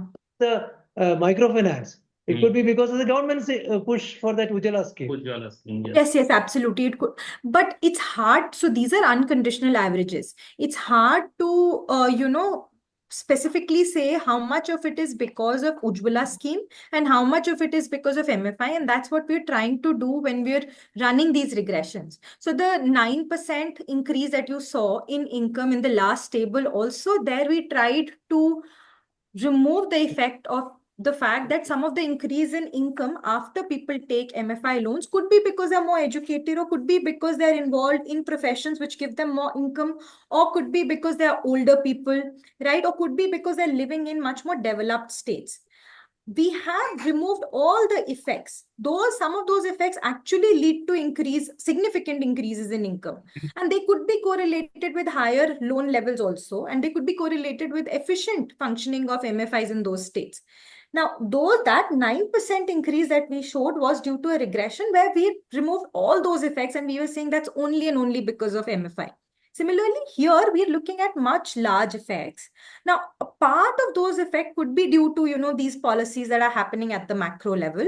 And a part of it could be because simply they're accessing MFI loans, and that is more in that information we get from these regression coefficients, which allows us to partial out the effect of those other factors. So we have to put a note.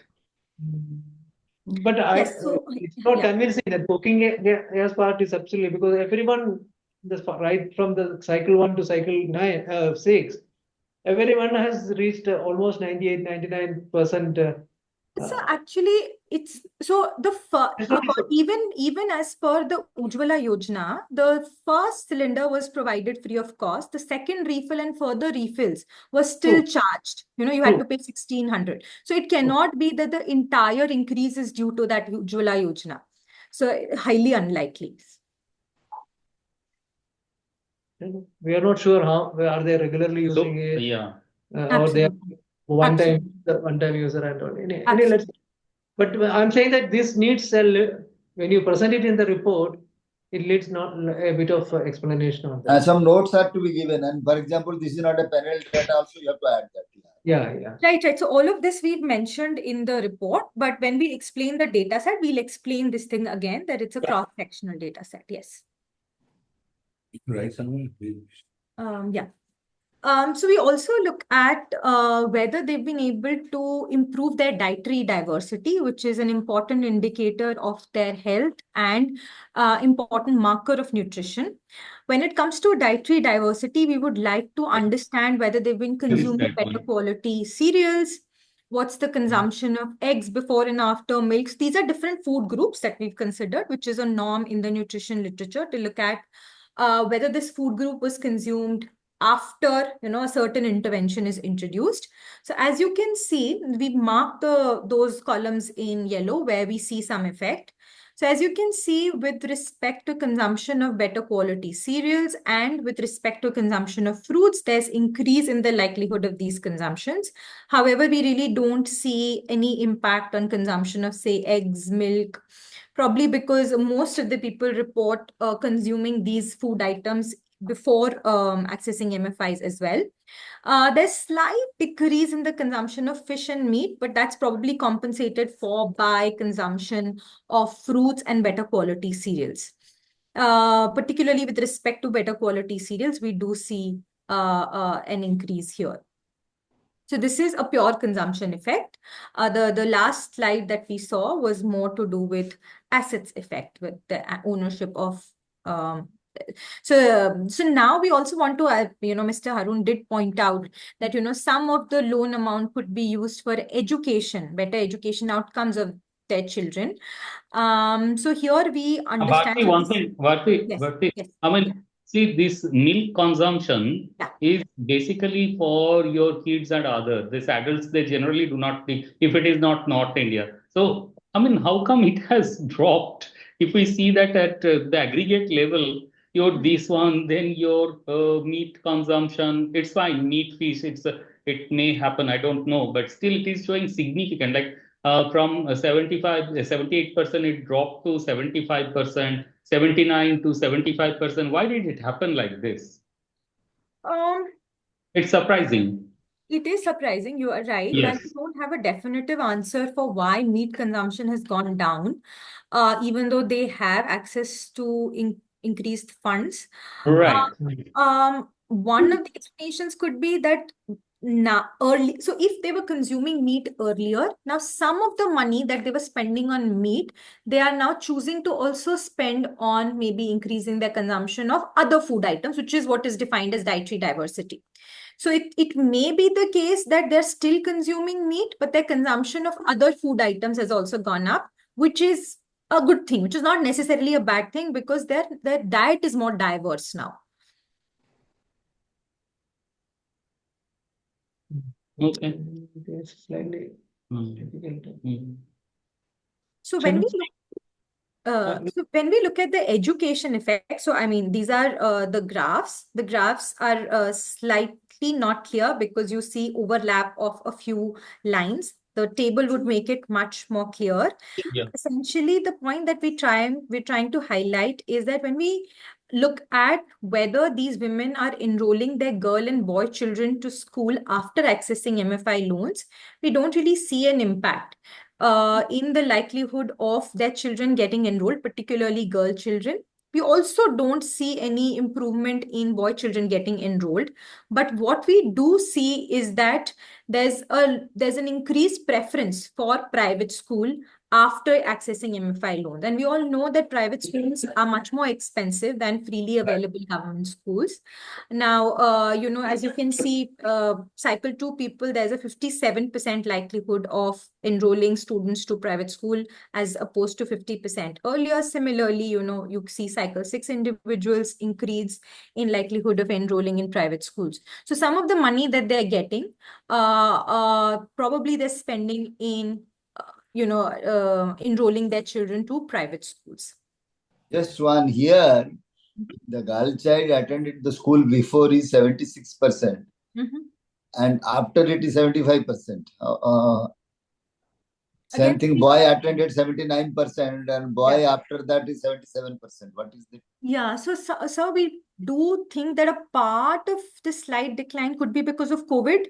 It is possible that they were obtaining these loans before COVID. I mean, they didn't have access to these loans before COVID and after COVID because schools were shut down for a significant period of time during COVID. So this slight decline in these percentages could be because of secular trends across districts and But states. this is which period? This data is which period?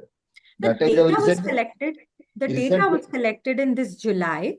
So but- by now they would have gone back to the school now. No, but this is a retrospective question. Whether your children attended school before you accessed MFI loan. So people who are in the 6th and 5th cycle of loans, they essentially 5 years back, they did not have MFI loans. So they're really talking about what happened to them 4 or 5 years back, or to their children, and what is happening now. So Then you please give that explanation, otherwise it's very counterintuitive. It's very confusing. Even in the first case, if you see this boy child, it is like 78 to it has come down to 76. What does it mean actually? Like before COVID, if it is like first cycle means it may be like 5 years back. If it is like 78%, now it is 76% after 6. So one additional thing that we will do is we'll check whether these differences are statistically significant or not. If these differences are not statistically significant, that simply means that there's no change. We'll do something. Right? Basically, the issue here is that someone is recalling something happened 6-7 years back, which may not be giving a correct picture. They would be definitely trying to relate it with the current situation. So if there is, we had also decided that 1 or 2 institutions which are capturing the baseline like Cash for and Annapurna, we can make a comparison with their data also if possible, so that we can bring in some kind of a better quality to that. Otherwise, all these things which they are talking today about 6 years back, 7 years back, I don't know how much it is really. So we will, once we get that analysis and once we get their report, we will tally these numbers with their numbers as well. We will do that. And we will also check whether these differences are statistically significant or not, because some of these differences are very, very small, like 0.02 and 0.03. But we will definitely check that also. Yeah, we have to really check, because these are the impacts. We think that once you are having this microfinance loan, then your children will be going to the school, better school. It's fine, better school they are going, but this attended the school, attending all these things now are something like even in the food quality. I mean, they are not. Yeah. So there are something we have to check. And on the asset side, did you not capture the bikes and those kind of things? Yes. So we did look at the total number of assets, but we didn't delve deeper into ownership of bikes. There was a question on ownership of a motorbike for sure, but I don't remember we can check exactly if there was any increase with respect to ownership of motorbikes, but we did look at the total number of assets owned by the household. But that would not be very informative, because they could be replacing some of the older ones with the efficient ones. If we don't find it, we'll do motorbikes. Yeah. No, maybe partly because they are mostly women borrowers, so they will not be the money which they have given to their child or husband, that might have been diverted for buying bike, but they will not show it as their own asset. So bike is not something a woman will relate to that. That could be the reason. Yeah, but the assets are asked for the household. What are the assets that the household owns? Rather, But he's saying that since the money is given to the borrower as wife, they need to buy a motorbike. They need to be visible, and the woman will not drive the motorbike, so there will be a straightforward inference that he bought the motorbike for his husband. But you have to mute yourself, or Dr. Sarkar, you have to mute yourself. Yeah, yeah. Yeah, that's better. Still, it's not coming out with. Yeah. Okay, shall we go forward? I think. Yeah, well, I'm running sort of my. Yeah, can we? Sorry? Yeah, Yeah, we can okay. Good, good. Yeah, so essentially here again, we're trying to look at the number of loans. So this is loan cycle 1. So essentially someone who's in the first loan cycle, obviously they would have only one loan, and this table essentially tells us that people in the second cycle of their loan have 2 loans, and this table is essentially trying to tell you that if someone is in the 5th cycle of loan, they have 5 loans. So nothing of the effect really. Again, this is by cycle, borrowing from a single empire. But since we've decided to not really keep the table, I'm not discussing this in detail, but we also did it by cycle. No, hold on. Yeah, What are you saying here? Like 33 loan cycle 5, 31%. 33.30. 33%. Sorry, which This loan this cycle 5 loan and cycle 5. you were telling about this 33.30%. What exactly is it? So this is 33% of 5th cycle loan respondents have 5 loans. So they've taken, because in their 5th cycle, it is obvious that they would have taken 5 loans. No, at the current level or so far? So you want to unmute? Yeah. No, it's Oh, it's here. It doesn't, yeah, this is asking the number of loans that you have currently. So the loan first cycle, loan 1, everybody 100% has 1 loan as of now because in the first cycle. The second cycle loans, second cycle people who are in the second cycle, that means they have over the first cycle is probably in a year or a year and a half. Right now, 57% have 2 loans and 42% of people have 1 loan. Likewise, third cycle people have 3 loans. Not all of them. 42% have only 1 loan. Those who are in the third cycle, and 11% have 2 loans, and 45% have 3 loans. And on the top figure that you see, that is the average number of loans for part cycles. For loan cycle 1, average loan is 1. After that, loan cycle 2, average loan is 1.56, which is 1 into 0.42 plus 2 into 0.57, because that's the weight. Third cycle loan has, people have 2.4004, which is 2. And then fourth cycle loan people have 2.40, and after that, almost 2.67. So round it up to 3 loans. That is how the table is giving. That means, see, this is also a confirmation because now this is by cycle, by how many loans. People, the average loan, if you take, this is across cycles. So across cycles is 1, 1.56, 2.04, 2.40, 2.67, and 2.56. If you take the average of all these things, you will get only 2 only. So on an average, of course, you see one thing, that if you go to the 6th loan, because loan cycle 6 is not loan cycle 6. Loan cycle 6 means 6 and above. So there are a minuscule, there are people having 7 loans also, but they are very, very less. Now, is it currently they are holding so many loans? Yes.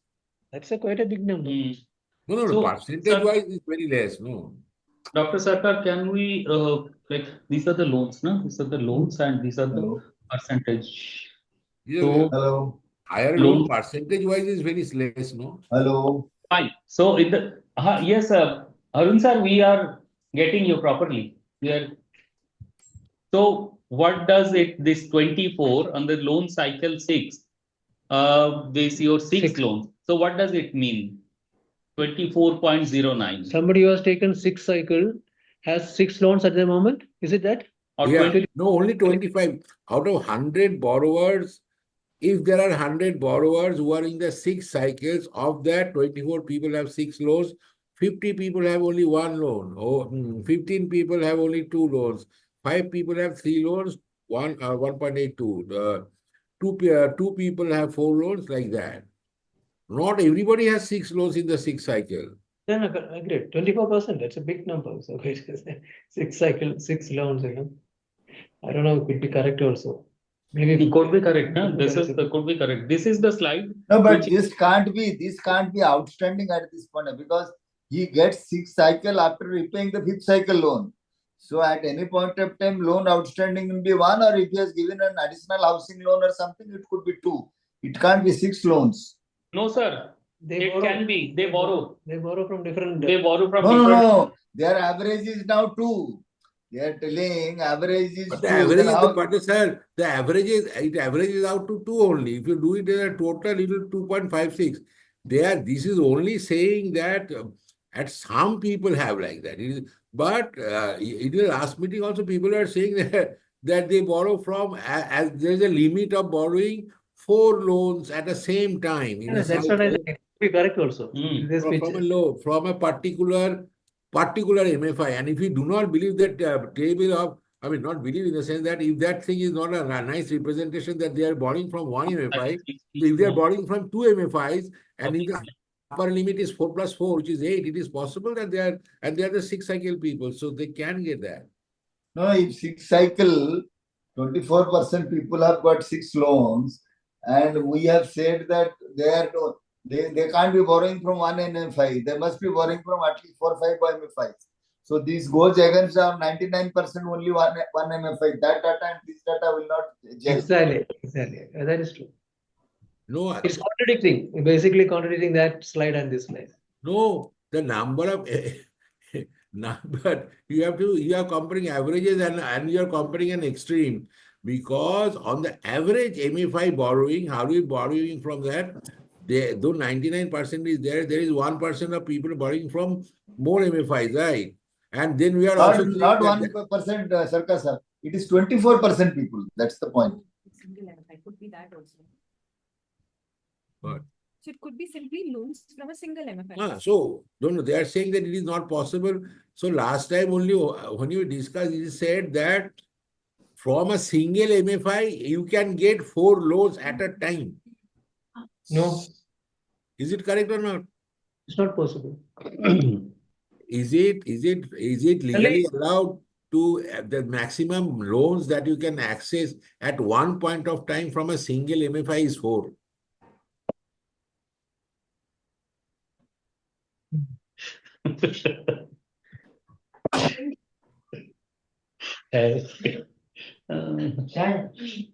So what we have to do, I mean, let me take it through. So what we can do possibly that we have to describe it properly, that what we have seen. This is self-reported data. It is not, not being taken from Credit Information Bureau, but what we have seen that 24% of the people of loan cycle 6, they have taken 6 and above loans. So there is a possibility. So this is how we have to describe it properly. Because this is one of the things, Dr. Sarkar, it is happening on the ground. No, his question is, can one person have 4 or 5 or 6 outstanding loan from a single MFI? That is what I wanted to ask, because my answer is it is not possible. So that is, you are correct. You are absolutely correct. That if you cannot borrow for more than 2, and if you are borrowing, in the previous slide shows that you are borrowing only from one MFI, then it cannot be more than 2. You are perfectly correct. Now so that we need to. But last time I think, remember the discussion, you said there is a legal limit that you can give only a maximum up to 4 loans. So what happens that I'm telling you? So, sir, from qualifying asset, they are giving 2-3 loans, maybe for your income generation, non-income generation, something. Then they are using this. Not everybody of this sector, but couple of MFIs we have seen that they are also using their non-qualifying asset for your motorcycle and other. So the number may be very less, but there is also a possibility. No, there is a possibility. So 1 or 2 or 3, but 25% people getting 6 loans from the same MFI, I don't think is possible. No. This is, sir, that's a very good point you raised. This question is not asking for single MFI. This is now aggregated over all MFI. So if that answer which they gave is not correct, that so that means this answer is, if it is correct, the earlier answer cannot be correct. 99%. That is the point. Which is the correct one? Which is that one correct or this one correct? So as Mr. Saibal says, you have to qualify and give that self-reporting data, something you have to add those caveats. No, we'll take your point very much. Okay, let us go forward. Now we'll go real fast. Actually, You I have to have. remove that black patch, Dr. Sarkar. You Where have to remove that black patch on your slide. Then, otherwise, where? people. That is there. Now Yeah. you have reduced. Yes. I don't know what is something is happening. Okay, anyway, this is the same thing which is said they are indeed borrowing from one MFI. It doesn't vary across cycles. I mean, but you see, chota, you see that number which was 99% is not 99%. It is 100, 99, 98, 97. There are, of course, there's a chotu aberration of 98.47 and the 97.42. Now, whether 2.6 is a big enough number to be consistent with that number, which is 6 MFIs, that's a question because it's add up. But the people in the 6 cycles, they are not borrowing from, I mean, they are relatively, though very less, but in terms of percentage, at least there are 2.5% people who are borrowing from the more than one MFI. But in general, you are correct that they are actually appearing to borrow only from one MFI. They are not, at least they are not saying. I mean, that's the problem. They are not saying because the person from microfinance institution is standing there. They will never tell that we have नहीं access. शैवाल वैसे भी नहीं है कि वो gun लेके खड़ा है उधर में They won't tell. It's not That's like why. that. That's why we check. That's why we check from Credit Information Bureau. Wait for one more slide and then you will see Acha, that. ठीक है. Okay. So now, so now here is that disregard everything. So two nice things is that they said the main effect, as you said, is to start my own business and help my husband to start a business, right? And then there is a significant proportion of people who are saying to revamp my house, their education. These are the highest percentage. The significant encouraging sign is that not only about 1 to 2% people are saying that I am borrowing from MFI to pay back the money lenders' money. They are, it is this question which was, when we are discussing and making the questionnaire, there was also a suggestion and also we talked to some people, they said they take the money to pay back the money lender. This is not reflecting in the data. They are, at least they are not saying that they are taking money to pay back to the money lender. But they are not looking at it. No, but what Dr. Sarkar, first Yes. loan is largely used for that. They may not say that. That is possible. Now we have a chotu problem. Now, what they will say or will not say, though we cannot do. But we did not ask them this question, though. Yeah, are you paying the money to the money lender? We just give them a matrix and say, you just take the things that you want to take. You just think, you just take the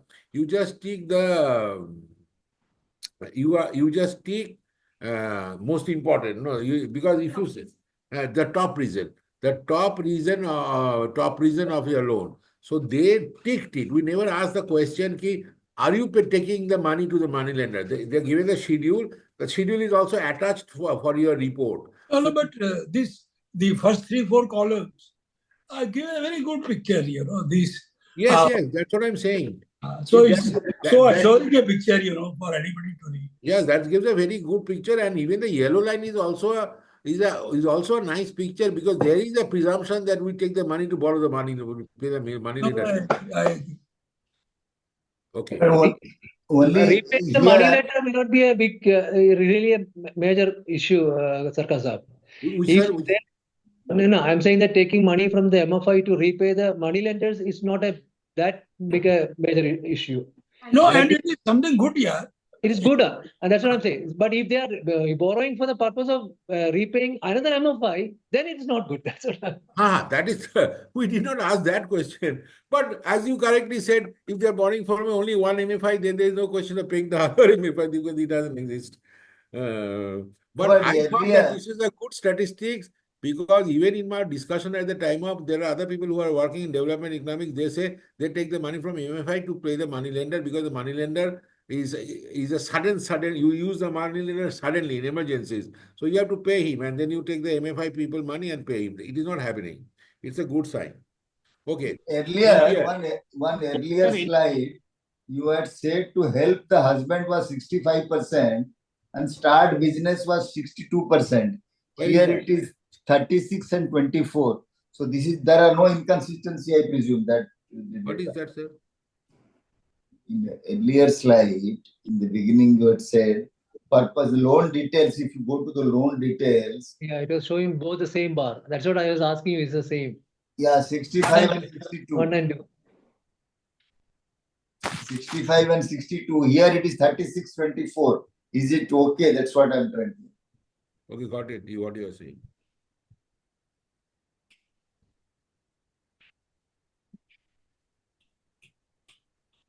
Yeah, because I will check that as a fair point, because that was not at a cycle level, but this is though at a cycle level, the numbers are not crossing 65.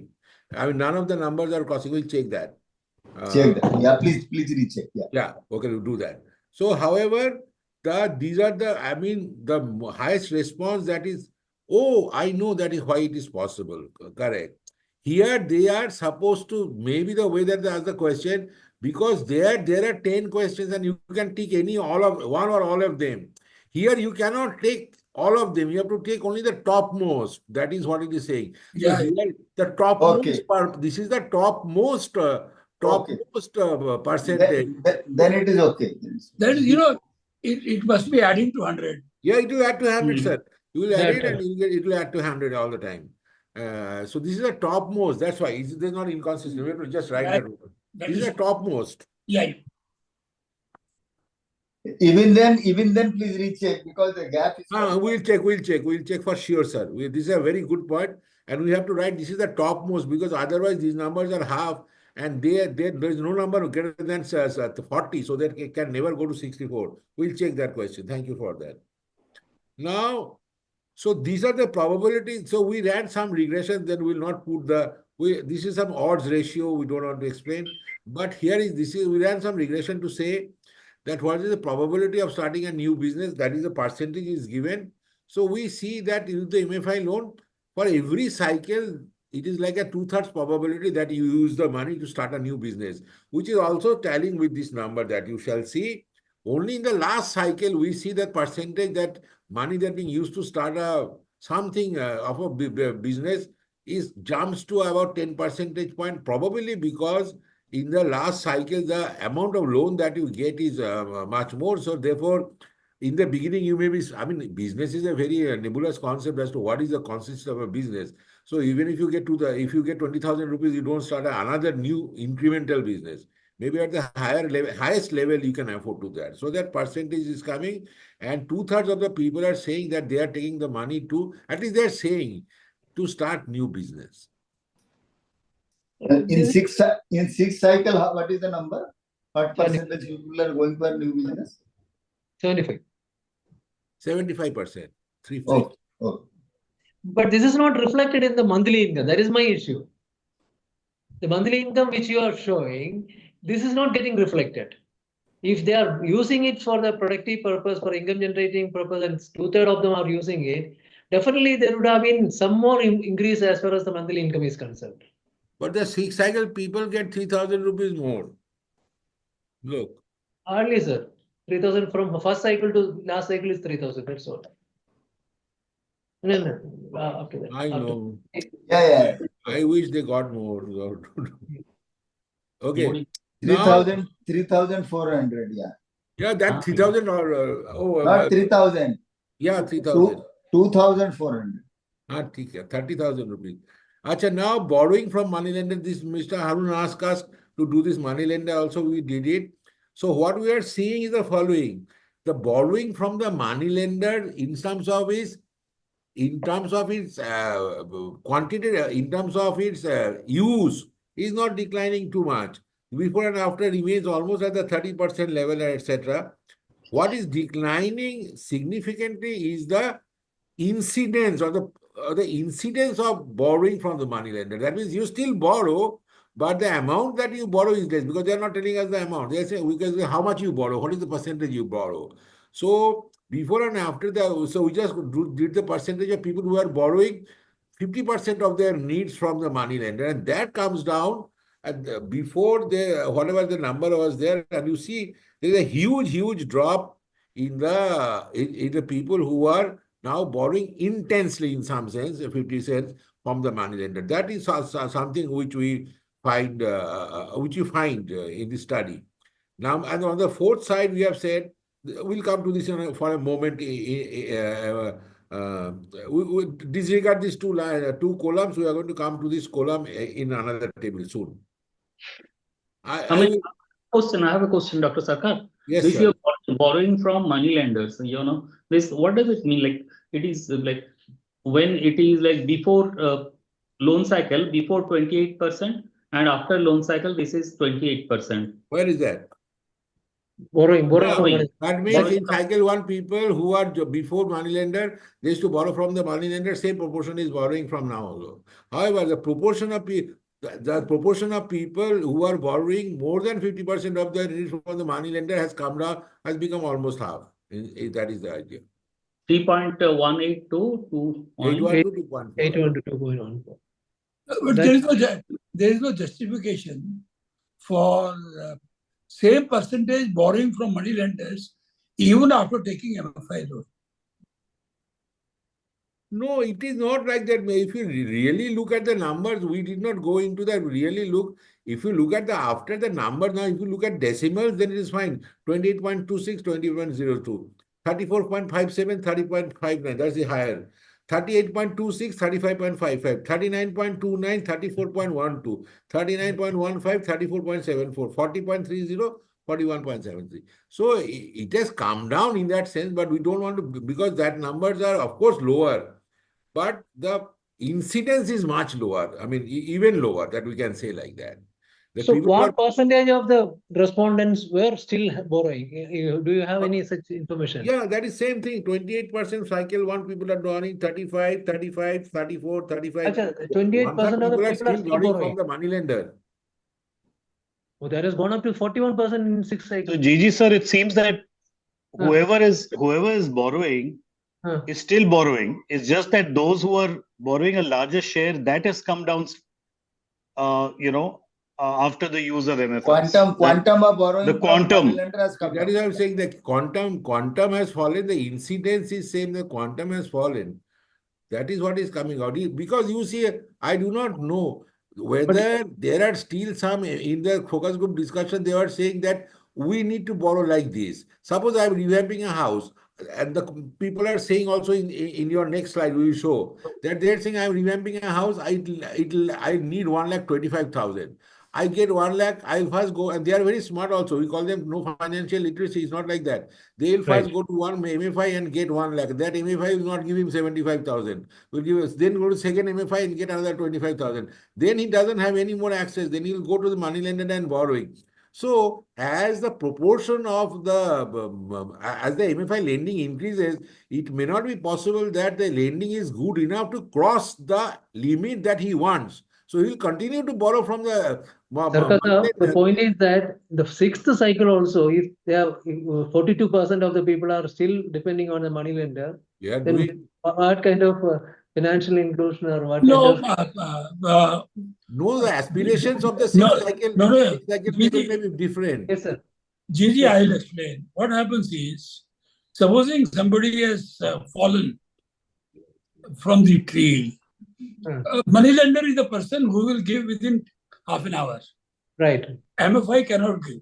So whenever there is a sudden need, either there is a deficit or there is something very urgent, gas has gone.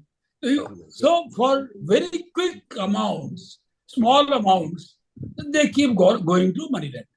No, I agree with you. It could be the fact. It could be the reality of this matter. But then we have been always shouting. No, that is okay. But point is, it is the amount. If it is only say 5% of the total borrowing from money lender, we should not grudge for that. But you have 41%, no? But no, this is a number, no? We'll talk about the women empowerment. I wanted to talk something else. Bharti will talk about the women empowerment process effect. But we want to talk about this one first, because you have to take a call there's this is something which is very important for you in the sense the industry and policy makers. So because there is a large question which Mr. Vijay Mohan also said that we should have one on process, whether how friendly are the people, what etc. How do they threaten you and things like that. We cannot write all these things in the in the report, but we did gather the information, and the question is available for you here. So this is the these are nice things, because we divide the question into nice things and not so nice things. So borrowing process. So this is what? Less documentation, easily accessible, good behavior and friendly approach, less processing time to disburse loan, easy repayment, provided advice and support, gave training, new information. This is the total. And you shall see that on an average, these, if you see these ones, this will add up to 100 right now. This is the topmost. So less documentation. About 40% people thought that less documentation was less document is this is cycle 1 to cycle 6, and this is the total. So if you read the last one, if you read the last row, 40% of the people chose less documentation as the main main characteristics of main good characteristics of the MFI. 35% said easy accessibility was the best, and another 11% said that they are very courteous and friendly. So if we add it up, that is 40 plus 35, which is 75, and plus 11, which is 85, 86. Almost 86% of the people are happy with all these things. And of course, there are other things, less processing time, easy repayment, but those are not the top characteristics which the people said. They said documentation is very less, easily accessibility, and very friendly approach. That is what are the three top drivers are coming out from their persons. Now, we have written this as scope for improvement because we wrote this question, and these questions we will also vetted through everybody. So this is how. So look at this one now. Then these are all the 6 questions. 1, 2, 3, 4, 5, 6, 7. There are 7 questions. You are asked to choose only one, the topmost. So now let us go to the last row. Let us go to the last row, which is the total of all cycles. Half of the people said rate of interest is very high. 22% say size of initial and subsequent loans too small. They are saying that the size of the loan is little small. On 1/5 of the people consistently saying that, because probably we thought that when cycle effects in the cycle of 6 there will be more proportion, but it is not more proportion, same proportion. They are saying that we need more money, and when you do focus group discussion, they said we want to build a little bit thing unit, cost more than 1 lakh. We have to go to 2 MFIs, or we have to go to the same MFI and wait for some time till we get money from in the second cycle. So that is one of their feedbacks. Some people, about 10% of the people said the cycle is too long. That means they want, because in that cycle they probably will not get, because if I'm in loan cycle 2 or 3, I will not get. I do not know what is the rules of operation. But they will not get 3 loans in a same cycle, low cycle people. So they want a turnaround to be much higher. So these are the 2 points which they said. These are the 3 points. If you go high interest, but that's a commercial decision. Initial and subsequent loans little bit small, and cycle should be a little bit shorter. Though there are some people say cycle is too short. This may be the younger people because they want more time. But those are the first 3. Nobody said, for example, we did ask you, unfavorable repayment policies, unsupportive behavior, too much documentation, and you see those percentage does not, those answers, almost nobody saying that they are very unfavorable, very unsupportive, though we don't put it in the report, but this is an encouraging information to keep in mind for you people, because these are the coming responses coming from their side, that they don't find any of these things. They are asking purely in economic terms, that give me high low rate of interest. What time? Okay. Now, final one. Final one, MFIs lend to those who have business or good, who have good or have business, or who have business or good economic, some sort of a collateral, an informal, formal collateral. As an economic decision, this is perfectly justified, but there is a feeling that 50% people are somehow feel that I mean, if I don't have a strong, if I don't have a reasonable collateral issue, then I won't get the money, which is economically fine. But when you try to put MFI in a set of, in another angle as access to microfinance, then the poor people will think that I need the access the most. And from a commercial angle, people will think that it is possible he needs more, but what about he doesn't pay? So there is a sort of a feeling that they strongly agree, almost like 70% people think that, I mean, we have to cross a barrier before we can access money. That's all.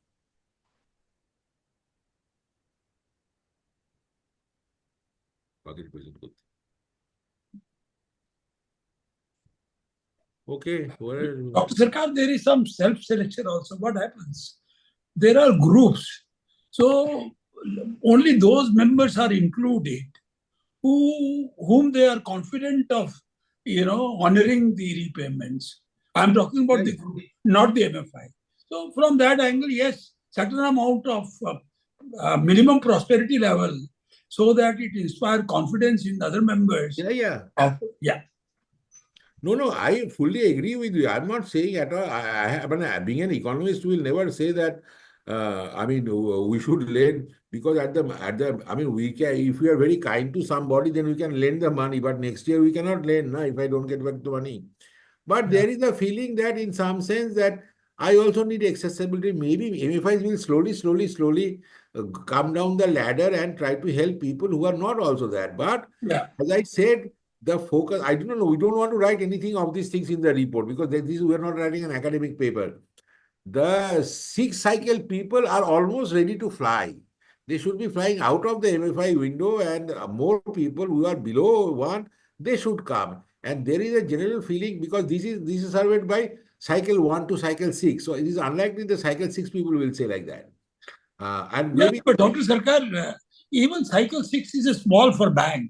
So even after they stick to the MFI only.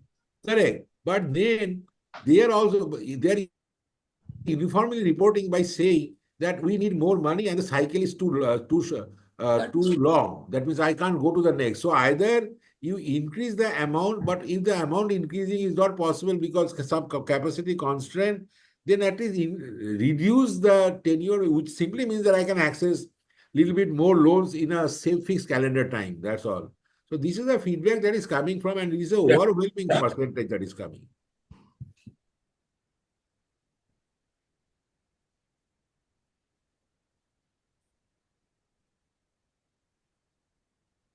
Okay, stop the sharing now. So there was slide on your this aspirational districts also, right? We will do aspirational.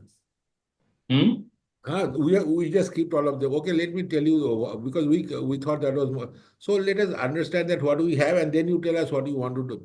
We have a women empowerment, and then we have 4 slides. Then we have this process which you have already said. You have to remove that black thing. Once again, it has come on your possible. Just get out of this.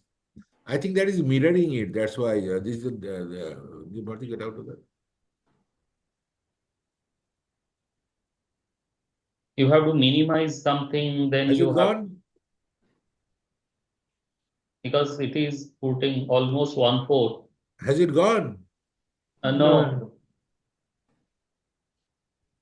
Okay, has it gone now? It has gone, but you have to drag it down. Drag it down. If there is anything. Yeah. No, is it fine? फिर भी सही है. Okay, so we have this women empowerment. We don't want to speak too much on this. Nothing changed from last time. The general theorem is, yes, people, there is a very positive way of saying that, see, this is the blue line is now I am confident financially and independent, and now I can contribute to my family through my income.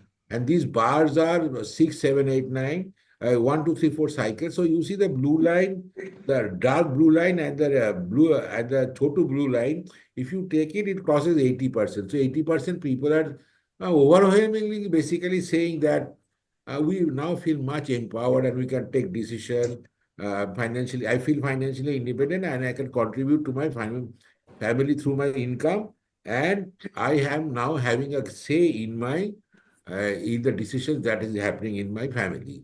Why it is dropping in the sixth cycle? It is not dropping in the sixth cycle, because if you look at the end point of that, because you see now what is happening is the questions are, now I am confident. Blood test.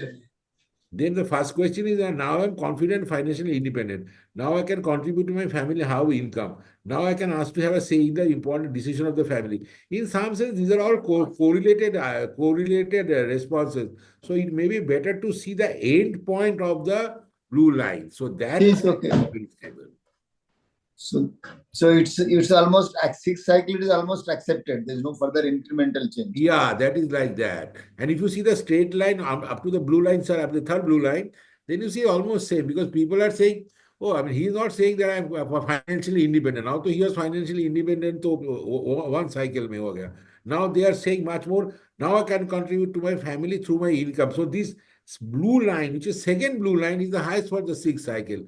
But we need not go so much on the nitty-gritty of this blue is greater than that blue, but add up all the blues and see that there is a general very high agreement with the family people that they are able to have a say in the family decisions, either mainly because they are contributing to the income of the family.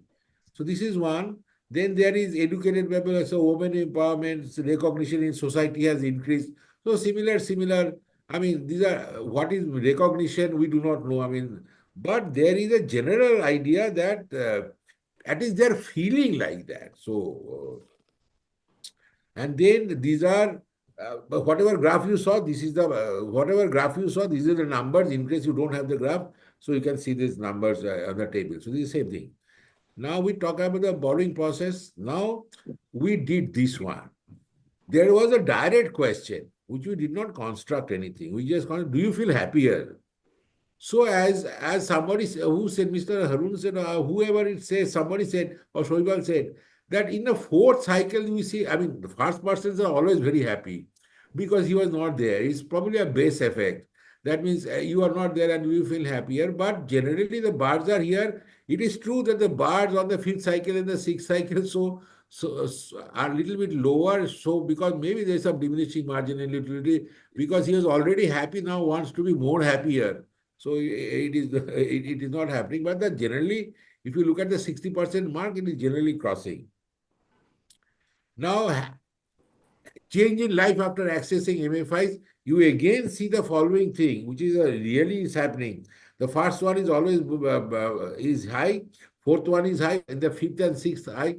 Maybe these are all indications that life changes that happen initially in the last fifth cycle, for fifth year and sixth year, they are not perceiving. It is not there. It is not. I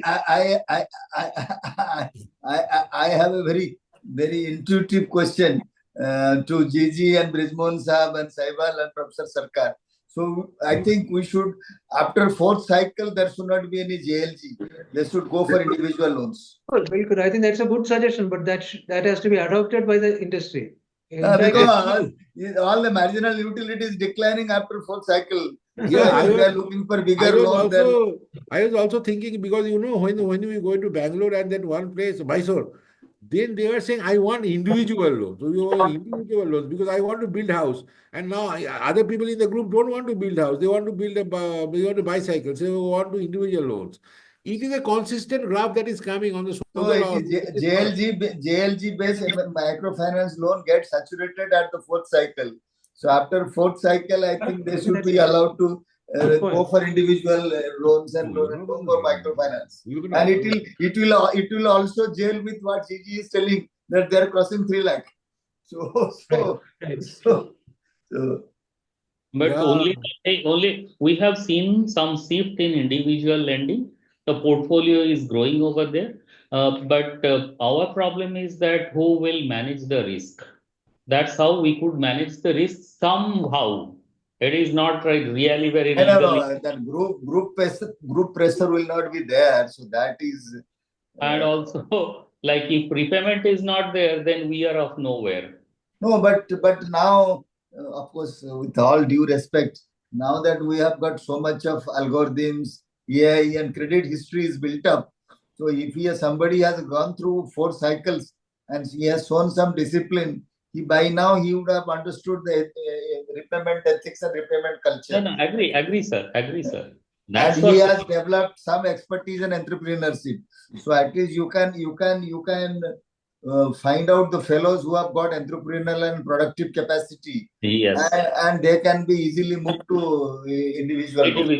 Yes. That's a shift we are seeing in the sector. That's the shift we are seeing. That individual. I think this could be one of the learnings from this. If I get some sense out of it, yeah. Right. So what is the final summary, Dr. Sarkar? Coming. Bharti has to go. She has another meeting. No, I had to go some 1 hour back. So people are waiting for me. I have to rush. Yeah. Thank you. Okay, we quickly finish. Give us just 1 minute, 2 minutes time. So then we constructed some happiness index. We'll tell you later how this basically take the economic effect and they take the social empowerment effect and process effect, give them some points. We took 20 criteria and then give them points from 1 to 5 and added up and made it to 100. And then we gave 5 criteria and 5 points, 25, and then we blew it up to 100. So now here is this. So that's called a happiness index, social impact, economic impact. What does this indicate? That is the general, because you have so many tables where sending to school and income is increasing and this and that. So we just try to aggregate them to cover one sort of an index that what is the aggregate, because we can't aggregate all that column. So we give some. 80% people are very happy or what? Yeah, no, it is not 80%. This happiness index is between 80 to 100 for almost 49% people. Okay. Yes. Yeah.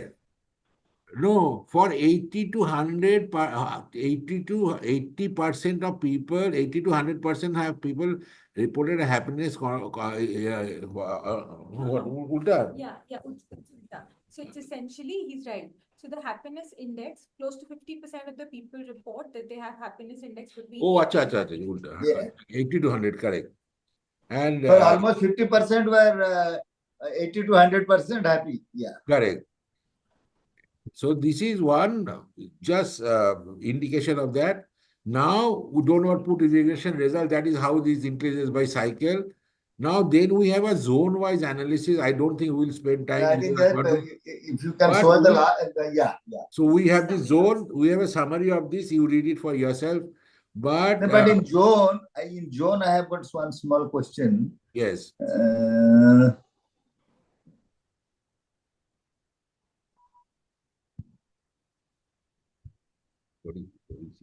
Anything you draw inference, North zone. Yeah, we draw here. These are the ones. North is south have experienced highest economic growth. However, North has seen the lowest income. So what anything you can attribute to that from our survey? Why North has seen the lowest increase in income? To come again, I'm not. Can we draw some inference about why North is having a very lowest income? The reason. No. Then we have to generate these graphs in the loan characteristics also. Then we can. Yeah, that's what I'm telling. If we have data, we can do another. Yes, we can do that. We have already taken note of it in the beginning only, because you said that whenever the loan characteristics we do at the sample level, I mean all India level, we should do it at the zone level also, and then we can relate this zone level. We'll do that. This is in some sense, this is the Y variable. What you are asking is to look at the X and see whether X can explain Y.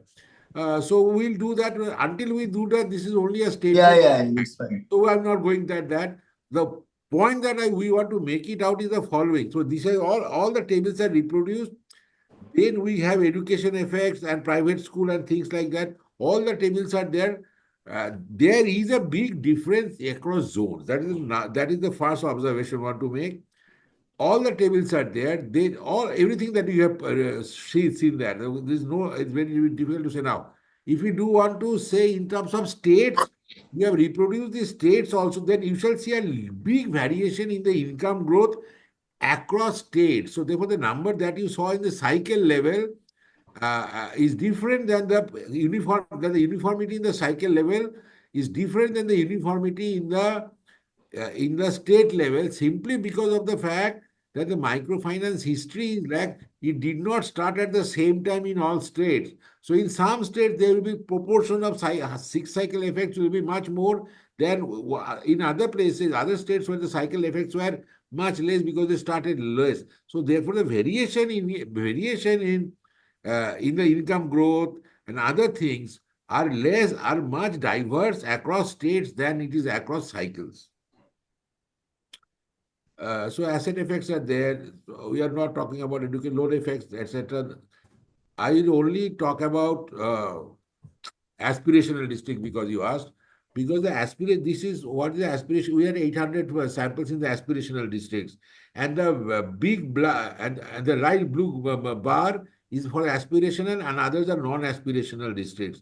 Now is an encouraging sign to see that the people's feeling, at least for aspirational districts, is as much as in the non-aspirational. I mean, non-aspirational doesn't sound correct. Aspirational districts compared to any other district, and if not more, they seems in the aspirational districts, the assessment of MFIs, at least in terms of these indicators, is very good. And women empowerment, see, every bar that we draw, that light blue bar is going above the deep blue bar. You feel happier. The zero cycle household, these are the definition of what is a zero cycle household. This says you have to have your water tap and things like that. If you have any three of them, if there is no to any of three or this, then you are considered as a zero cycle. It is important to know what do you mean as a zero cycle. And then this is the zero cycles ka. But here, all the people in the MFI account, they have to have a bank account, as you said. But here it is not the case. Do you have a bank account? Yes, no. Significant of people do not have bank account. You see, significant proportion of people earn, 60% of the people earn less than 10,000 rupees, some between 10,000 to 20,000. That's all. After there is no income. So their profile and their income level, because and if you do the averaging of that, it will come to 8,800. So there is a significant chunk of people who are in the poorest of poor or cycle zero, who are waiting to be a party to this microfinance. Cycle house borrowing, why do you arrange money? Look at them. Where from they are borrowing money? Of course, they know MFI. So they are borrowing about 75% from their friends, and then they borrow from their local money lender. They cannot afford to borrow from the local money lender, I guess, because they don't have money to pay back. So there is a sort of an unfulfilled demand in this sense. So we want to put a summary. So here, access to MFI loans increased median income of beneficiaries by 40%. Beneficiaries of Cycle 6 experience 10% will change this, 10% growth net of income, that will change this. There is a large asset effect with respondents reporting an increase between 10 to 20% of acquiring durable goods after accessing MFI loans. There is a significant shift to better quality cereals and consumption of fruits after accessing. 53% of beneficiaries admitted their children in private school after accessing MFI loans. 56% women report they are confident and financially independent after joining MFIs. The experience of the beneficiaries from the aspirational districts are very similar in most indicators and better in some compared to beneficiaries in all other districts. Overwhelmingly, people are generally happy with group lending. From where you are drawing this inference? These are only stating the numbers. We don't put No. 94% people are generally happy with group lending. Even happiness index. Acha. Was there any question to that effect? No, that was a direct question. No, this one. In fact, the first point of 40% increase in income, where is it? From cycle 1. Cycle 1 is there, no? Cycle 1. Cycle 1, then we can write cycle 1 40% to 57% there. No, we are not drawing any conclusion. No. This 94% is happy with group lending. That I wanted to be sure. From where we are drawing this inference. There is a question in the schedule which says, are you happy with the group lending process? Okay. One direct question. Okay. Importance of money lenders still continues for customers covered by MFI, but the relative importance has reduced substantially. 35% women report borrowing from money lenders. There is significant variation in all the above parameters across zones and states. Income of the poorest of poor not covered by MFI is almost half to that of the respondents covered by MFI. The poorest of poor borrow largely from family and friends and money lender.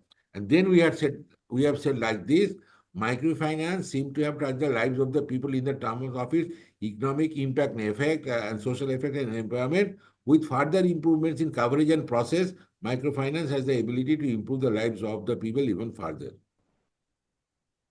Professor Sarkar, if you just can you just go back to the state-wise income one slide, if you don't mind. So here what it says, which states are doing good, which states are not doing so well. Rajasthan is doing pretty bad.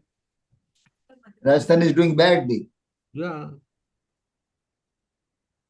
Chhattisgarh and Madhya Pradesh are doing very good. Chhattisgarh is doing very good. 17,000. No, you have to see the base of that, not 10,000 to 24. Third column. You have to look at the income growth. I'm not looking at, depends on where from you start. So Rajasthan is doing badly, 18% growth. And so all others are generally okay. Generally okay. So we have to find out what is the problem with Rajasthan. I have an intuitive information that Rajasthan money lending is quite rampant in Rajasthan. Is it correct? something? And also look at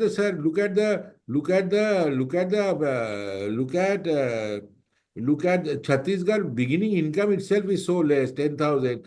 Low base it is okay, but Rajasthan it's quite surprising. Yeah. Okay. So I will take leave, Gigi and Professor. Okay, thank you, Kansa. Thank you very much. Thank you so much. Whatever slides you have said, what is presented is slightly different from what you have sent. So kindly we will send you the correct one too. I mean, the correct one, and whatever we discussed in terms of rechecking some data and giving some explanation and removing some of the things, I think we will discuss with Gigi and Saibal. And thank you so much. Thank you. Thank you for giving your time, and we'll see you. Thank you, Kansa. Thank you. Thank you. Risa, thank you. And you go. Bharti is now leaving. Bharti has to go. Chalo, theek hai, sir. You can. What do you do now? Okay, let me do a. Can I summarize something? Please do. Okay. So tomorrow, whatever you said of, will do two parts. One, we will prepare two versions. I mean, first we'll make one version by correcting certain things that you said, that this percentage check, don't check that, check this percentage, is it correct, and things like that. Is the first version. After that first version, then we'll keep it and call it for you.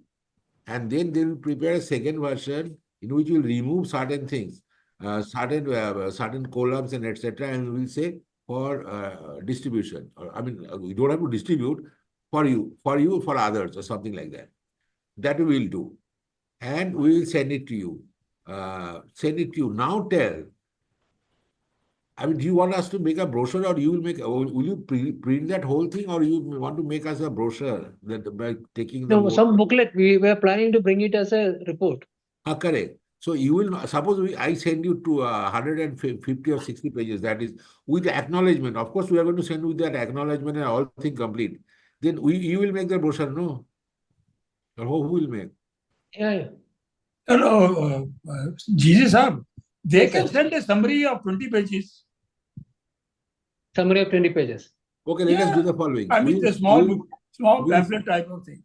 Yeah. We will send you tomorrow two versions. One is after the correction, and then another version which is taken out some columns. That will have preface, etc. Everything. It will be a complete one. Right, except we cannot probably come up with the loan characteristics and this result. One day is less time. But we'll do that for sure. And we'll give you a 20-page, maybe 30-page, so that you can cut it down to 20-page or 30-page. with preface, acknowledgement, etc., then you take your liberty to take out whatever slides you want to do that. But there is no time. No, we'll send it by we'll send it sorry, by. what I am asking him, we will circulate at the conference, huh? So that's what we are, that's what we are that's what I'm saying. Can you give us 1 day time zone? Then by 12 o'clock tomorrow night we will send, so you will start working on 17th. Is it possible? Because printing itself will take time. And again, this has to go to SIDBI, and SIDBI has to finally approve it. Then let us not look for the conference. I mean, that's what I'm also now worried about. It looks looking slightly different. I'm also in the same page with you, sir, Mr. Mohan. I mean, let us not push we have to push ourselves to accomplish this one, but let us not push ourselves for this. My suggestion is, since it is something very new and big, we will have a separate event in partnership with SIDBI in 2-3 months' time, with all the ready preparations. So it is worth calling government and others, especially for these particular purposes. I think we can do it. I can do it. And that will be a good suggestion. That's a good suggestion. Exclusive one we can do. Because what I am seeing, sir, there are certain gaps over here, which is not good to be. No. We should be. You see what happens. Study should not do harm to us. So we will make sure that what all is required, honestly done and published. But after a month or two, whenever we are mentally prepared and everything is in shape. It is true that the entire purpose of the study is to provide inputs for improvement. So the study report published should not attract so much of discussion that it is not implemented. So obviously you have to make sure. And I am particularly one that the SIDBI person is not. It has to run through SIDBI also. So we don't. Yes. Now that we have done it, whatever suggestions you have given, we can implement it. But then we have to also decide on what to remove, what not to remove, and what not to remove, not from my side. You have to decide and talk to them and decide. And they now hurriedly, if you want, we can prepare by tomorrow. But if you feel like that, then there's a better one. Then have a event and then publish it at that time and have a conference. No, you can. I think conference will not be the right point because the time is too short. Printing takes time, so let us not rush for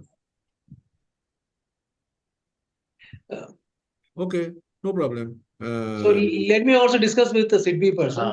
Please. Let you discuss now. The point is whether we can commit to giving whatever we discuss by tomorrow night 12 midnight. That's from our side. So you send it because after we will do it anyway and keep it ready, right? Whether you do it or not, because it will be fresh in your mind, so we can do it. So we'll do it by tomorrow, whatever the decision you take. No, please do that. Please do that, so that we can also have a look at that and see how best we can. So you can do it. I will send it by tomorrow. So you'll get it on 17th early morning when you come to office. It will be sitting on your desk with the brochure and everything. Then you decide. Now Bharti and I have booked our ticket. So thinking that we have to that it will be given. That we want to attend the conference. So please do come. Please do come. We don't need any funding or anything because we have funding from our project itself. We just need that. We have to enter there, so we need a badge or something. No problem. No problem. Please do come. Please do. Please do come. So we'll come, and we just need a registration badge or something that you will give us. Okay. Right, sir. I think this will conclude here. Yeah. Thank you, sir. Thank you, Brijman sir, for all your support. Thank you. Good redemption. Thank you. Thank you, Sakka sir.